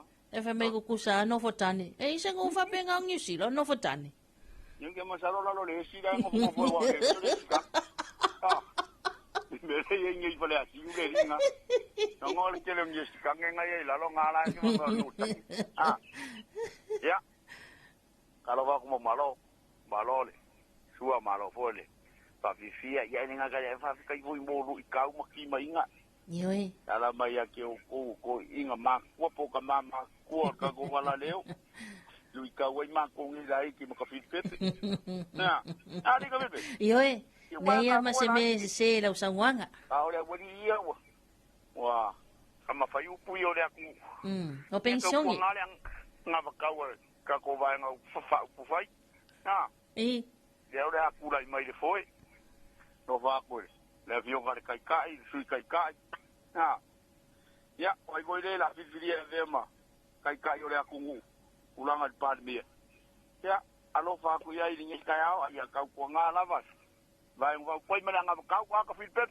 Yoi. Ti wa pe me nga lewa. Kuri ai ko per. Na. Nga ya va ka ngu wa ma mangu ya me uma. Ya ko ngula le ko ka ko ro lu ai ko au. Na. Mare o ka o ko ere ro po me o ia le wasa o ka la le ko inga nga fai le ko inga. La nga mer ko inga la fa mer ka la ko inga le ka fit. Ka si ai ko ya. Ma ka la le. Wa la fa lo ko mer ko inga la yo ka si ai ko ya. So. Ya wa ke ko inga le ko ka si ko fo ya ko mer ka la ko inga la yo. E ka se fo mai a si nga ya oi. Ya ka ni nga. Ya la ka se fo mai a ka iro ya si la yo. Ya ai ma ro ni ya. Alo fa ke ve mo. Se ka ko wa ku foi fa mo wo ye nei. Ya. Amanguia le kuai. Le vai nga fa faila. Fa ya si ka ko malo. Bebe. Ya. Ani tenga e palo ka yai tenga ele palo ka yai. Esa o lo makua vo ingari. Ka ko wo ya kia. Esa o lo makua vo ingari. Ya. O le ngā mea ia le ya masofi au ya. So ia la le wa sa o le kala le sainga. E la kulo le fai se au la ku lunga e va aire. Le sainga le ngo ya koki. Tole. E o akule awa o lunga yo. Mela ye ya koki un ka sela. Yo le kalira. Yo la yo so mai nale. Le kala fo ya koki. Oh! Kasi o le kele. Ma fai au asi au. Tole. Ai aku no ngale. Le awa o mai oh. Mamma quiere fare o kiko. Tole. O misi makoki ai kiko. Ngala. Yo me ngale ngai kaya. O ngi se me. O ngi kiko se me. Ya sao baka comer vai. Ya. Ala mo kere ni no ke. Tai tere bala mai. Ya. Manuia voi lo tai au tai bala mai. Ya, soi foa. Ya. Tato to pe ona yel tato proclame fasoa. Ya, ma tato fa fila il data Talofa Samoa. Tato fa tu ile pulenga ba da fainga wenga company supermarket ya ba wisele ufile wa ma tamal data yao. Ya amtalia fo inga wenga matiute mai selmaro la tunu wa nga ya ti ai mola to fainga fatonga. Ya ile data ma lo la va sui fo ma ma lo leusu.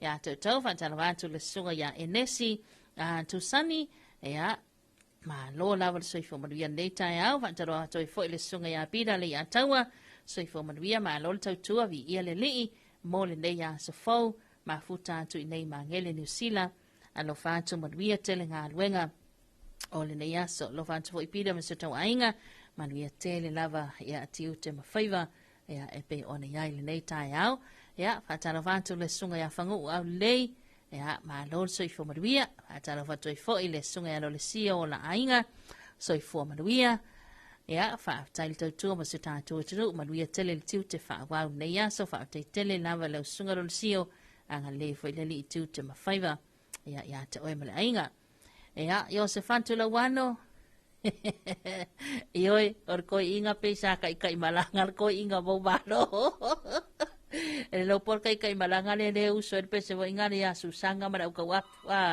ya fa malo la vo sa fa malo fa fo mai ya a saule se tanto bal out Talofa Maro ka fin. Ia, so fa manuia mai longa. Maro. Ia ro fa kuia rua. Karo kai. Sia koi.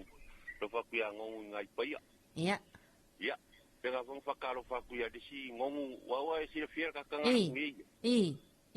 Kang mapua. Ia, ngongu vorenga. Ia, mako kauseria nga firengu ngongu ngai pap. Oh. Il mako fala vera. Ia wala kwa sisi. Ia, asa mai ke longa le ringa sa ole i lore uru le ngara kuola. Tole. Ai. No inga le fa ko yo se ai. Le inga sa si uso o kala ura. Ia. Ai. Alo pa ku ya mau maro. E ala ngalu le ringa ka kangamio. Matar salu. Ah. Ringa matar salu la bala. Yo e wa kaulo le alo a foi le ora alo wa. Ai le lo nga ya alo. Kusala o fu ai le do. Le ti me ala ngalo e ka. Ya, o puder fa fingi. Wa ku war fingi marsalu lima. O e foi. Sone. O tio so nga ke lo fai. E vai fai le ia salu ar fa fingi. E kere karo ka ngame sa uma ka sa. Kama wenga le fai le aula au mi. Na. Kusa la fa pe aka ko yanga o ko sa wa ingari ka fi. Oh, o sa wa. Oh, le ayu ke lo fai se o so nga so. Ali kio pa escoi. Wa si la voy ir kam. Alo fa ku ya mo malo. Leva ko au loa nge ali mai. Ea. Orka kai malanga kongu ale nga ya sola. Nga. Kamanga le utu mo pese fa ilua. Nga wa ku yo ya. Wa fe wa ye makenge ke ora au mana. Yang nga sa ulo le fa kari aku le ulo para mala vale le kofi. Nga le ala wa nga sia nga ulo para. Eke vai de ulo para nga vai dua nga le di kongu nga. Eu marca mingi nga ke ulo fingere ulo para. Ai le alu e kakanga me ya pa de ulo para pakua. Quero foi o olo nga kingo le san. Kakaulanga alo ngofo nga ukale victim support Ele o ilo mai skenge o ringa. Perkua. E check sa kaunga ri foi su umangi me. La fa pe inga o fa finge sa wai ele ayo nga foi sa wai nga se uso. Ya alo fa como se uso. Valor sua. Lor fa kamali ingi kayao. Mau perfia ya filpe pero fe ngai mamasing. Ba yo ko filpe yesi paka. Au ke pole. Au ke pole so se kai meo ke sa va ia ke claiming al toto Yesu ka va ngai masing. Oi, fa pe kai ya le ri. Ya sa inga pe ko mai mamoi. Tai. War fe ngai manga ruenga. Ya alo fa kui si uso mo malo pa nga uma. Ya si rom ko askenge ka wa ku ngai lo mo ko ika. Pa e ka wale ika ya ka ko yo lo moku ya ro fa ku skenga fa vela lo fa le lo ya anga le le ni ka ya fo ya mong ya se au nga ruenga fe ngai mo ka ko ngu ngi ya so ma ro fa kamari ma ro su fa ko pu ya tai tele la va la to fa mai mo lo sao no vo le su el nei tai au anga le vo le li tu te ma fa vo le ya so ya fa pe nga fo mong nga ruenga ya tai lava se fo ya sei fua. Lua ta si whalu o tātou leina telefoni mitalatu, ia, mō tātou a whaasol nei tai au. Mau ai fwoi ma le awanoa, ia, i whaamarianga soi fua maso whanau nei tai au. Ia, le asalona 5 le nei, ia, o le masina o Setema. Ia, Talofa. Mai. Pai le kangoa, welo. Ia, whaatala wātu le whaafunga mai le sunga ia whau laupua. Good morning from Auckland. Ia, ma lor soi wha manuia lau sunga whau, manuia tele nei tai hao. Ia, e te ute mawhaiwa pia na whengai mautou. Ia, whaatala whaatua i whaafunga mai nei tai hao. Ele manatu, ia, se tātou se mai sina tātou whaafifianga musika le tai hao. Ia, mawai whoi o tātou whaasoa ma tātou talanoanga. Ia, tātou toi. Foi mai lelea ia pe amai an tātou whaafifianga nei mai a taulanga tangaloa ia male a tau le tai au. Tali lau mai lua le tai au, ta pena fia mai ia ma amata fia la waso.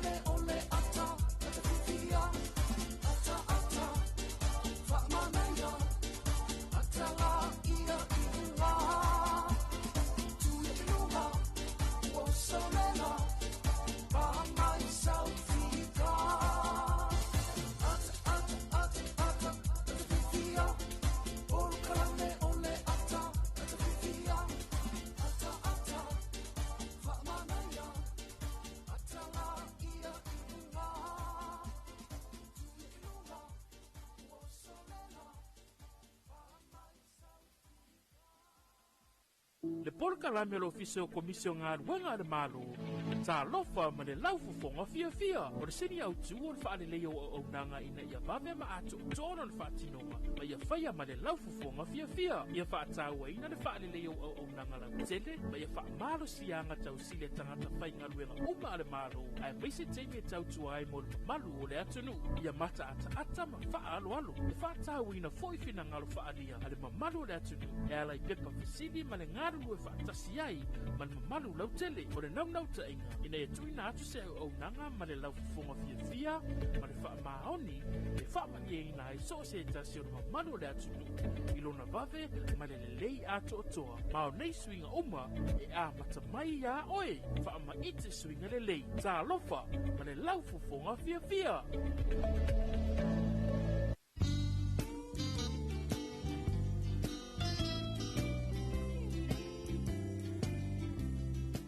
Malo ina. O fea e usu po ye.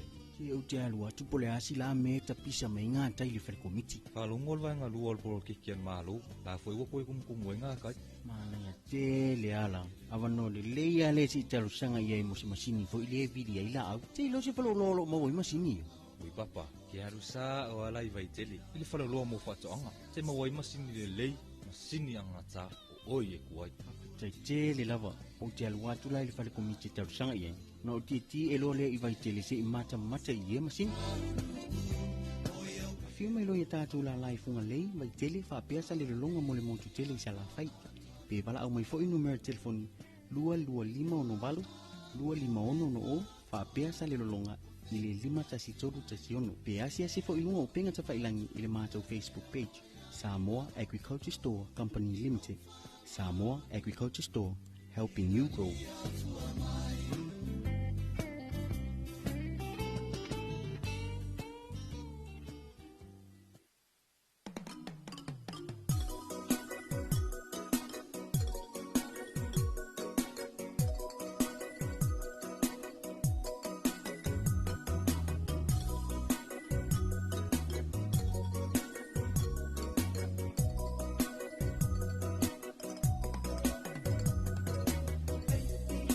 More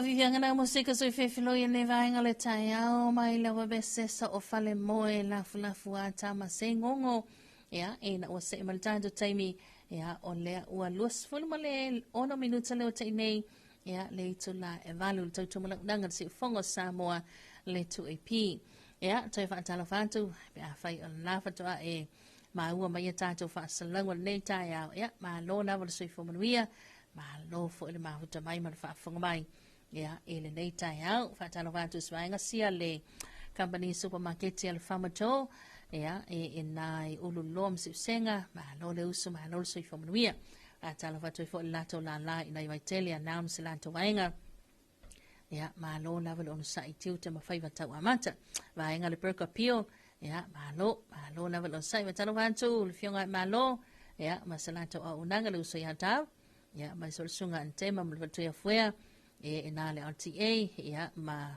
na ya liam tamai tai fa ya onga foi ya la tau pito la au masani a mata ya a onga ya nai fa na ya fa ma lo na on sa ya to ma lo fol fa fu mai ya ai a fai lava o ye sa so i foma sa fa na ya ma no wa no ya po sa so fa manantu fa i longa fa bitoa ya ila so lima nei ole masina nei yo setema ya ma wolo wa no ya ilungon tato leina telefoni lua tasifa lua o le ua toi tala atu tato leina lua tasifa lua o ya ile tato fa son nei fo itai au ya o sua ngai o fa ngai o nai toi ina tato proklame ya e sua fa tamali i matali talie ya o le nganga ya mawaile ata mawaile fia tala wanto le fionga ya teo ya masia la toa ngadwenga ina la fionga pea ma lo na so fo maria teo tai tele la fa andes mai maria tele ne yaso ya itiu te mafaiva pe on hei fa tala watu fo ile fionga ya salesa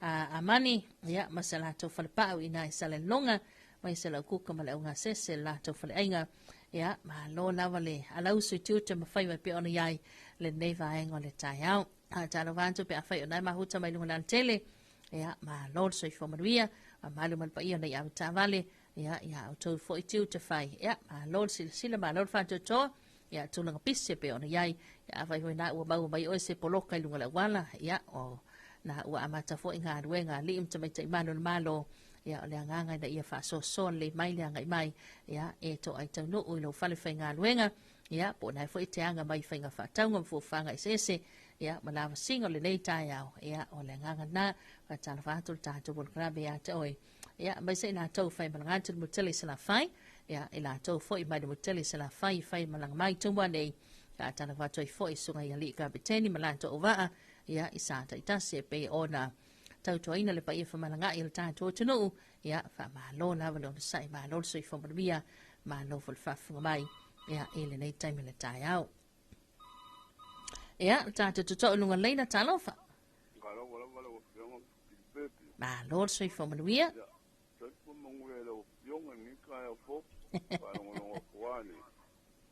Ringo foi lo tiu fo ni ka fo wa ka ko ba kunu ia ngai lo fa nga ko ai fo ofisa ai de ngai voi mo kiu kem bola o ngai ya ya ma se wo ko ngai ko ile ma ko ngai be nga sa de ngai ma ko ko winga ka ko pa no ia na ka wa nga wa ma wala wa ngo file mu ma ko file mu wala kunu ai de ki me ko po le nga ku me nga ba nga nga ku ka wa be nga ka ko ko ku ya te pa mi nga le le ra ka ka ingo ba le ba ya e lo pa ko nga ko inga ka ko pa ki bo ya ma i de ka i ma i ya e ma se su ka i de ya lo do lo ma se ko ingo wo mau malo ngai lo ma ko ka ko pa ki mau pe la ko malo si mau ne ko fi maria wani pa pole yo pe de wo mau wani pa nga malo ka pa mo te ya ya pa ka u ko la ko inde o bo pa pe nga ko nga pa ki la ya wani la ku ya lo pa ku ya so mo te ngai ma nga wenga ai ya me se ya ba mo a ko ya ngai ko ingo ho so ma ko ngi pai ya ma mai pa se ngai na ma no ma ku ya mi ngai fa nga u fa tong ka tong o ila ong ya mong ya la van ya so ma la bongo tai te le lava la sunga nonu ya ele nei tai a lo sao tai foi mo fa manianga anga le foi le li lo tapo inga nei aso tai te le lava vala mai ya mania le tai a so foi nonu ya fa so foi ya le na ya nai to ya o lo tato proclame Talofa Samoa le tai a ya o nai to ina ya fai mala to tato proclame le aso ma le aso lua ta si falu o le lava lo mau le avanoa ya inungal tātou proclame ya isa fa talofa fa soa ya tātou tala noa e le nei vaenga o le tai au ya a manaia le nei aso manaia le sul matango fio le la ya fa faingo fie o nei proclame nisi o aonga ya e fai ala tau talonga ya o nisi fo yo aonga ya fai talonga le vaenga la iti ya a mai se la fo ila tau ia ta pena mo tau sanga walu man tau sanga sulu malua ya o le ta pena ila tau mo suenga fo ia e ese mai le final exams ya suenga tele fo ia le malo man tau sanga walu ya o le su ila tau mo nisia onga ya nga ya tu ia tau sanga fo ya fa pena fo i mal tau sanga sulu malua ya o le tau faina ya lo mfana ila tau suenga fa ai ina ia mafaya na ausia maka o yanga va ai ya e mawai lava noa e fa wai ia le a ongai ngau tari university a wau ono tātou tunu ya a mai se fo ilo mawawa noa i university al Pasifika la to la la ya fua ya ole e amu ia tātou ole ile la le USP ya ole se atu motul Pasifika ilo ya ini la to la ya ole a onga mai nei nei nisio o la to wala mfanau ya o isi la yanga ya tu fiti ya ai fa ma lo to la lo sai ya ma lo fo ila la usu ya ma lo fa funga mai pule anga malo le mfai pule ya ma lo so fo manuia ya o tiute manafa tau avea falto matau si sa wa mata maitai ya ma lo lima le lei kata no fatu so se fale langa ya bai se wesi mahanga si ma futa manato nai isapunao i fale alili ya talvato lo fianga le to o mala use papa ya ma lo le lima le lei le dei tai au ma na il tai au le sekia ya kosia tu fo il na fala ya se le lava ya pasi mai mal malu o tai au le kuka mala nga sese ya o mato i se kweli pa lengi fa kusa le ya nga yaso ya ele fa nga so longa to tiute foi ya ma to wa nga wenga pe ona yai ya nai kon garate mo vau ya bai so nai kon garate fa ya wala lunga la tele ya pasi atu yai ya la vasi na ufa malo masina ata yai a mo vo singa fango vai ya po singa dua ta la to yai ya mana ya tele na ya fa malo atu on sai ala ful fa fango bai se baldan to taimi to luas ful maleono minuto le ton talia ole to la eva ya la talata fo eleva ona fama ina lo tanto proclame ya ona o le tato wa felo inga ya malile teo fa mama lo ni sila tano se mas tanto fa fianga nei ya to italia mai foilea tato proclame fa sole nei tai au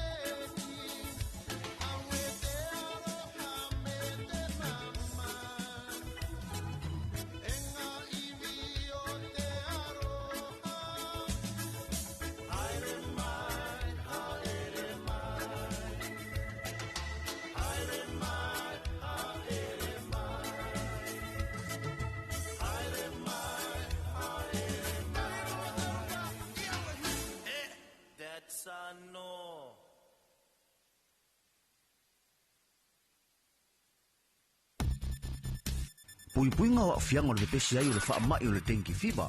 Ia matua wha atama ia no whanga uma e tautu ufua mana no whoi namu. Wha amamala pisi mau tauta i ta whawhale. O na ole nei vai tau o timonga.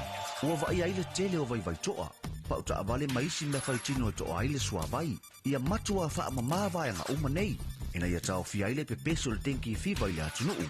Tātou ngā ruru e whaatasi, mo se Samoa maroloina, mo nisi whaamatalanga, whaafo ta intanga wenga le soifua maroloina, telefoni ono varutasi o.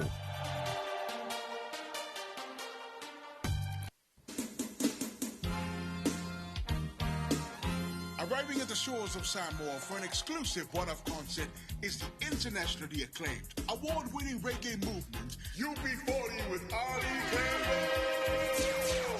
Brought to you by Agency 43, this is the great Ali Campbell's first time in Samoa. With hits like Red Red Wine, Maybe Tomorrow, and Here I Am Baby, it is a day of sing-along session for the entire Ainga. UB40 with Ali Campbell will go down at the Apia Park Arena on January 31st, 2026. Now mark the date, extra spot, keep an ear, an eye, or maybe a finger for more information to come. UB40 with Ali Campbell, January 31st, 2026 at Apia Park Arena.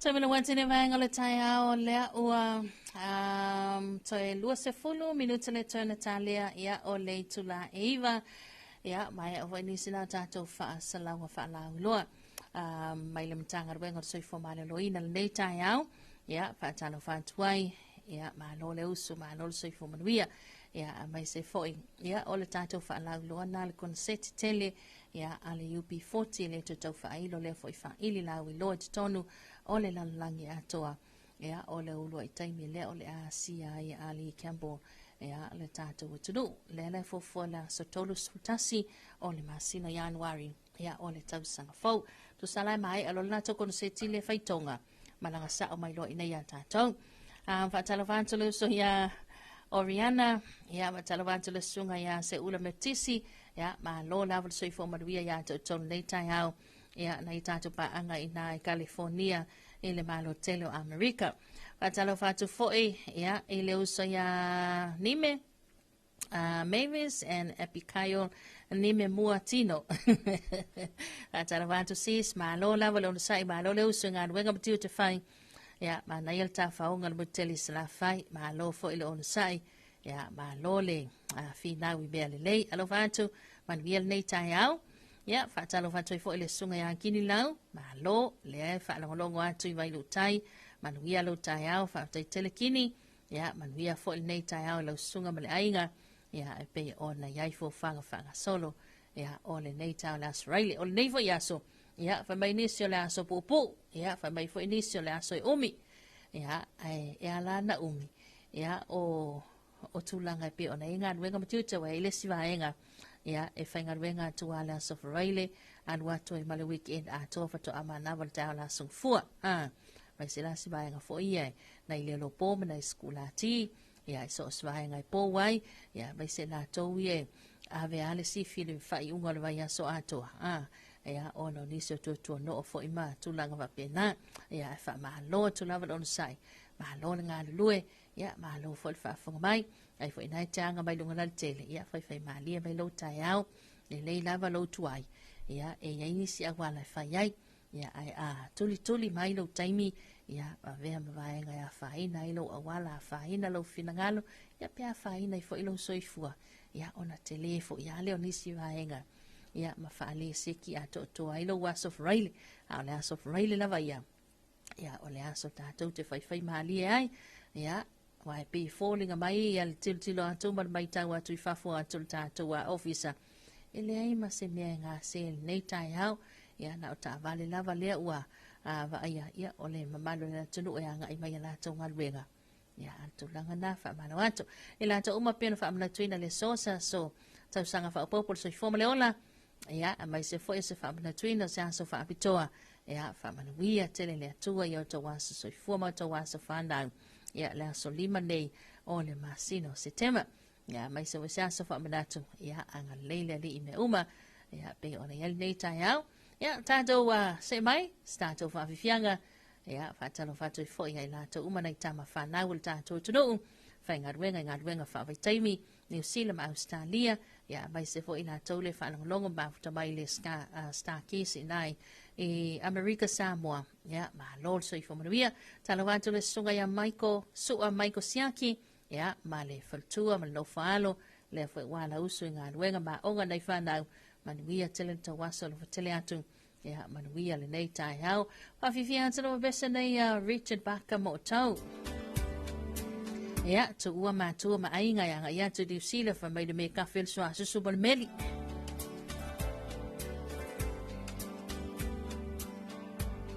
tu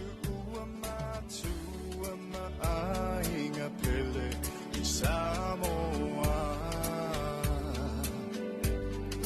Lesa ilinga o se manuia o ainga o leso I fuanga e whainga tā mapolonga sua susumale meli e le whaingo ke e whainga tā sua susumale meli ele whaingo ke e whainga tā whaama vai atu I loi mata le whainga malangai lunga ole ea o se pusa umu koko Samoa o se whangu se ma se takuanga Talofa ele whaingo whiena wā ai ona sa I pe ai tau tai lava le atua ai ona sa I pe ai tau tai lava le atua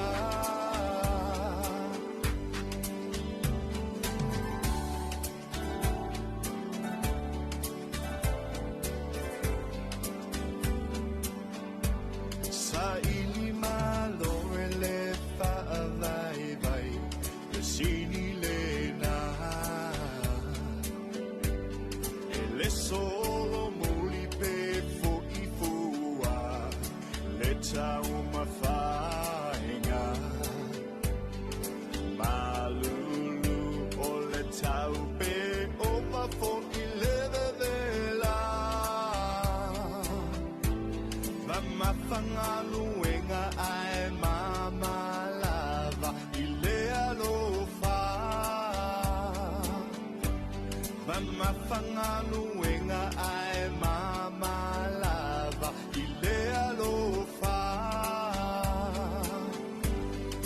Lo atu nuku pele saula ia O oe o le toa ele toe na tia Malo si au tau tainga o le atua e atila na sila panga e tau ia oe I au lava ngā luenga le fatu e te lulu e te toe sele ina le fatu e te lulu e te toe sele ina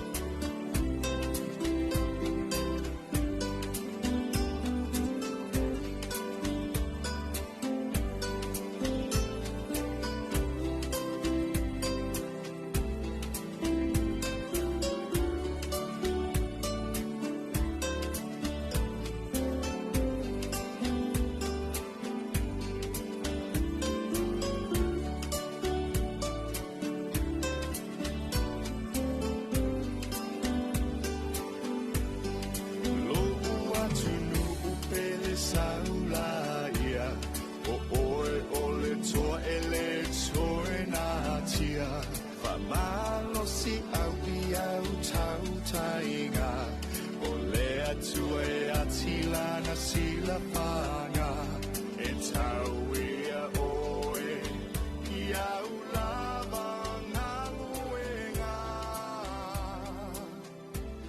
Le whatu e te lulu e te toe Sele sele ina Le whatu e te lulu Mazo mai primary school sa pali Numia tasi atu e pina longu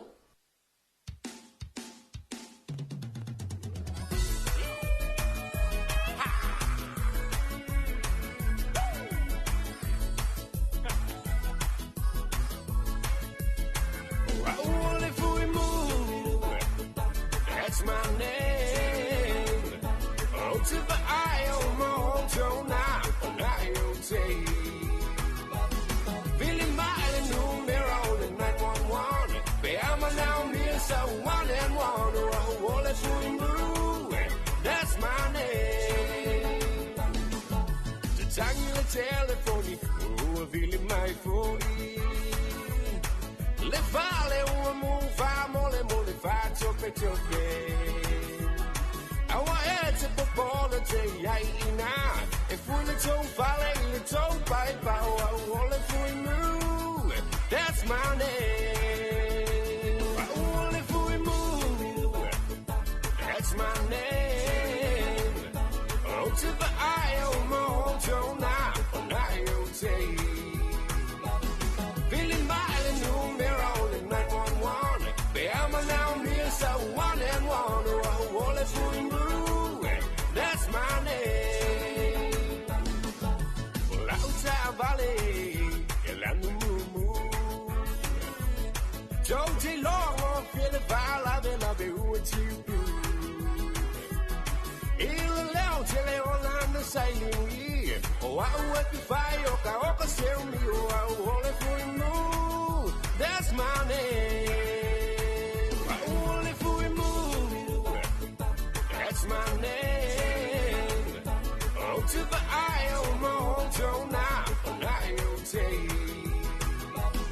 Billy Miley, numero in 911. Beama now, me so one and one. Oh, all if we move, that's my name. Take it away.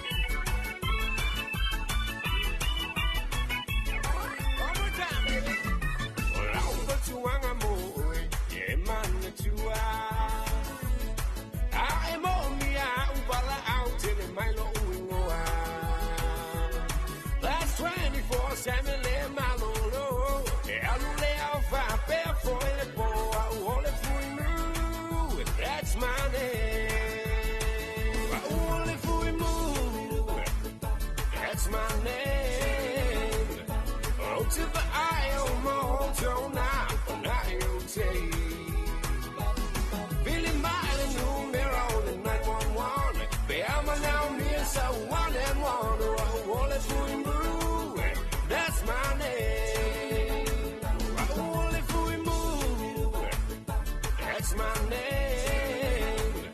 Oh, to the Io Mojo now, I'll take. Billy Miley, numero in 911. Beama now, me so one and one. Oh, all if we move, that's my name. Fa Oso ato ore soe E tutto l'anno fa posa O tengi ale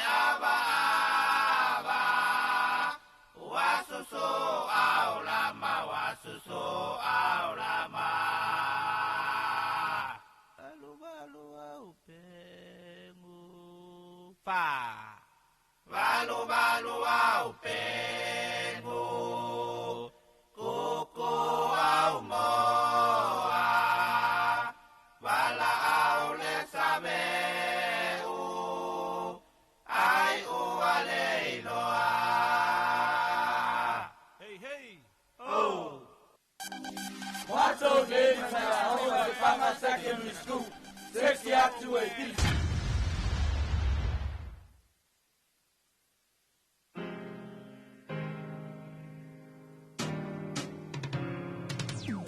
Hello, oh Aulea,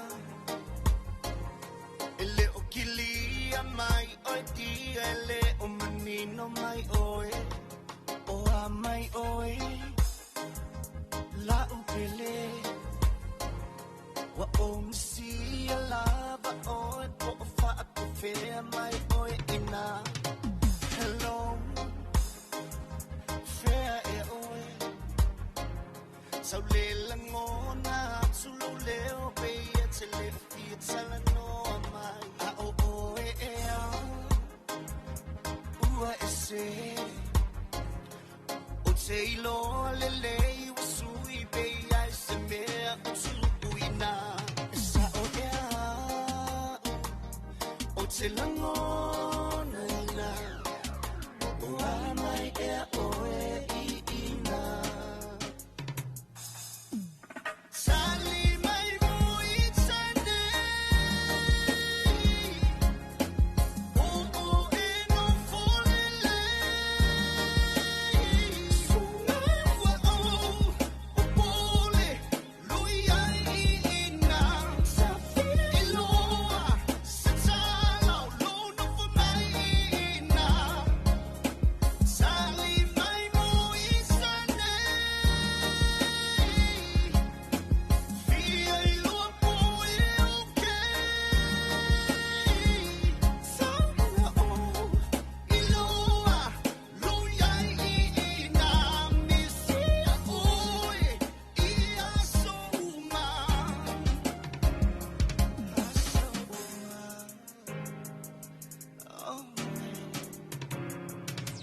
Hello, Sally Mai.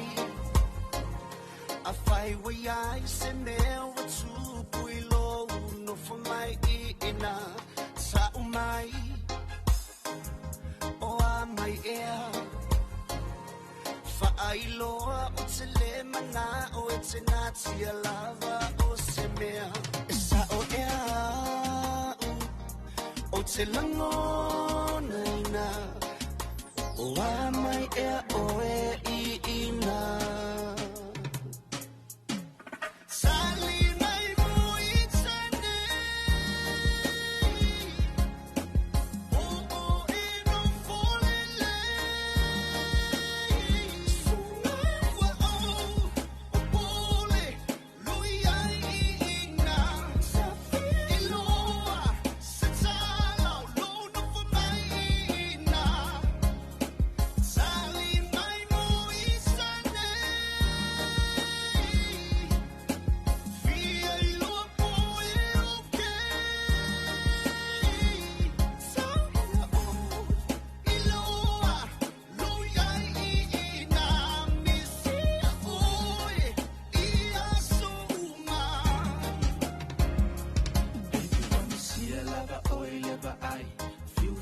Tali so toi vili mai o te no fo matatalo le tama ilunga fa asino masea la o te ui atuai fiua tu i te le tali mai tia i mai a usema nei tinga o tangi lo ulo to pe wa e sola alofa tali mai se wa o le lava matangi ma fa timula inga ele mutai o lo ua lo fa Sali mai moi tsane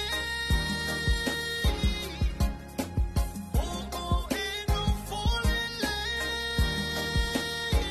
suna wa o pole lui ai ina sa filoa sa tsala lo no for mai ina Sali mai moi tsane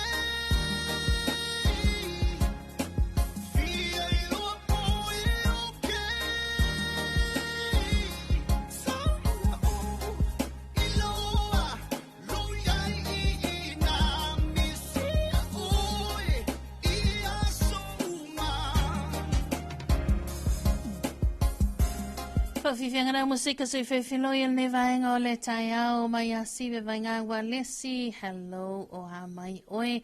E na watoi lua man awha minuta le toi Natalia.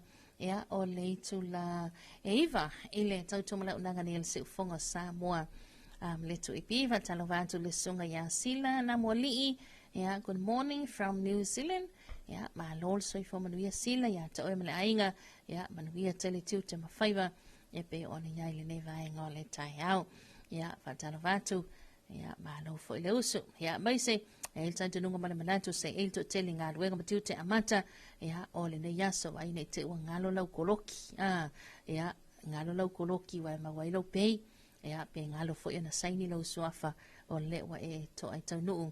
Ia, ilo fale fai ngā ruenga nei tai au.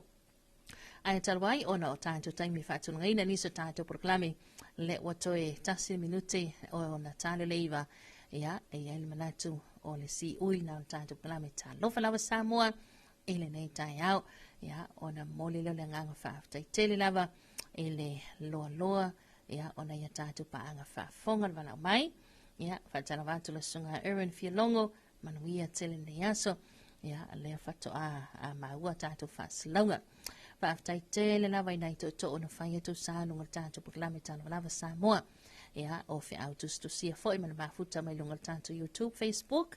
Ia, mai sa tātou leina telefoni. Ia, man tātou wala leo a mo whambo. Whaafitai tele mo whaamanianga mai sa lo mafuta mai. Ia, ile nei tātou proklame. Whaamali lua tu fo i, ia, la fo is whaamatalanga wa. Tau la ulu lau whaafunga mai. Ia, o anga lava le tai au ina ia tau whai. Ia, whaapena o na whaamali eina le tātou proklame. Ia, ele nei tai au e matua atu ina. Ia, whaamanga loe se whaale tono la onanga. Ai anga leile li i tu te mawhaiwa nei aso. A maisel whai ungo nei vai aso tātou sawalia. Ia, anga leile li i o tau whilangalo. Ia, a maisel tu te mga luenga whanga solo. Ia, ona tātou se atulo lea. Ia, ele tātou sota inga masani. Mali le teo whawamalo New Zealand. A wafu ia tātou tala li poti tu sau mai. Ia, se iau lia foi ia se taimel taia umuambua ia tātou proklame Talofa Samoa. E le tu ua foi le nganga whaaftai tele pulenga mala uwhainga Ruenga Company Supermarket ia amau i Saleufi. Lango so malo sil tātou proklame. Ele nei taia au whaaftai tele. Whamanuia le tua anga leile li e ngā Ruenga matiu te whai nei aso. Manuia nei taia au, tau whaasifua. With the news. There is a mood of excitement in Bougainville.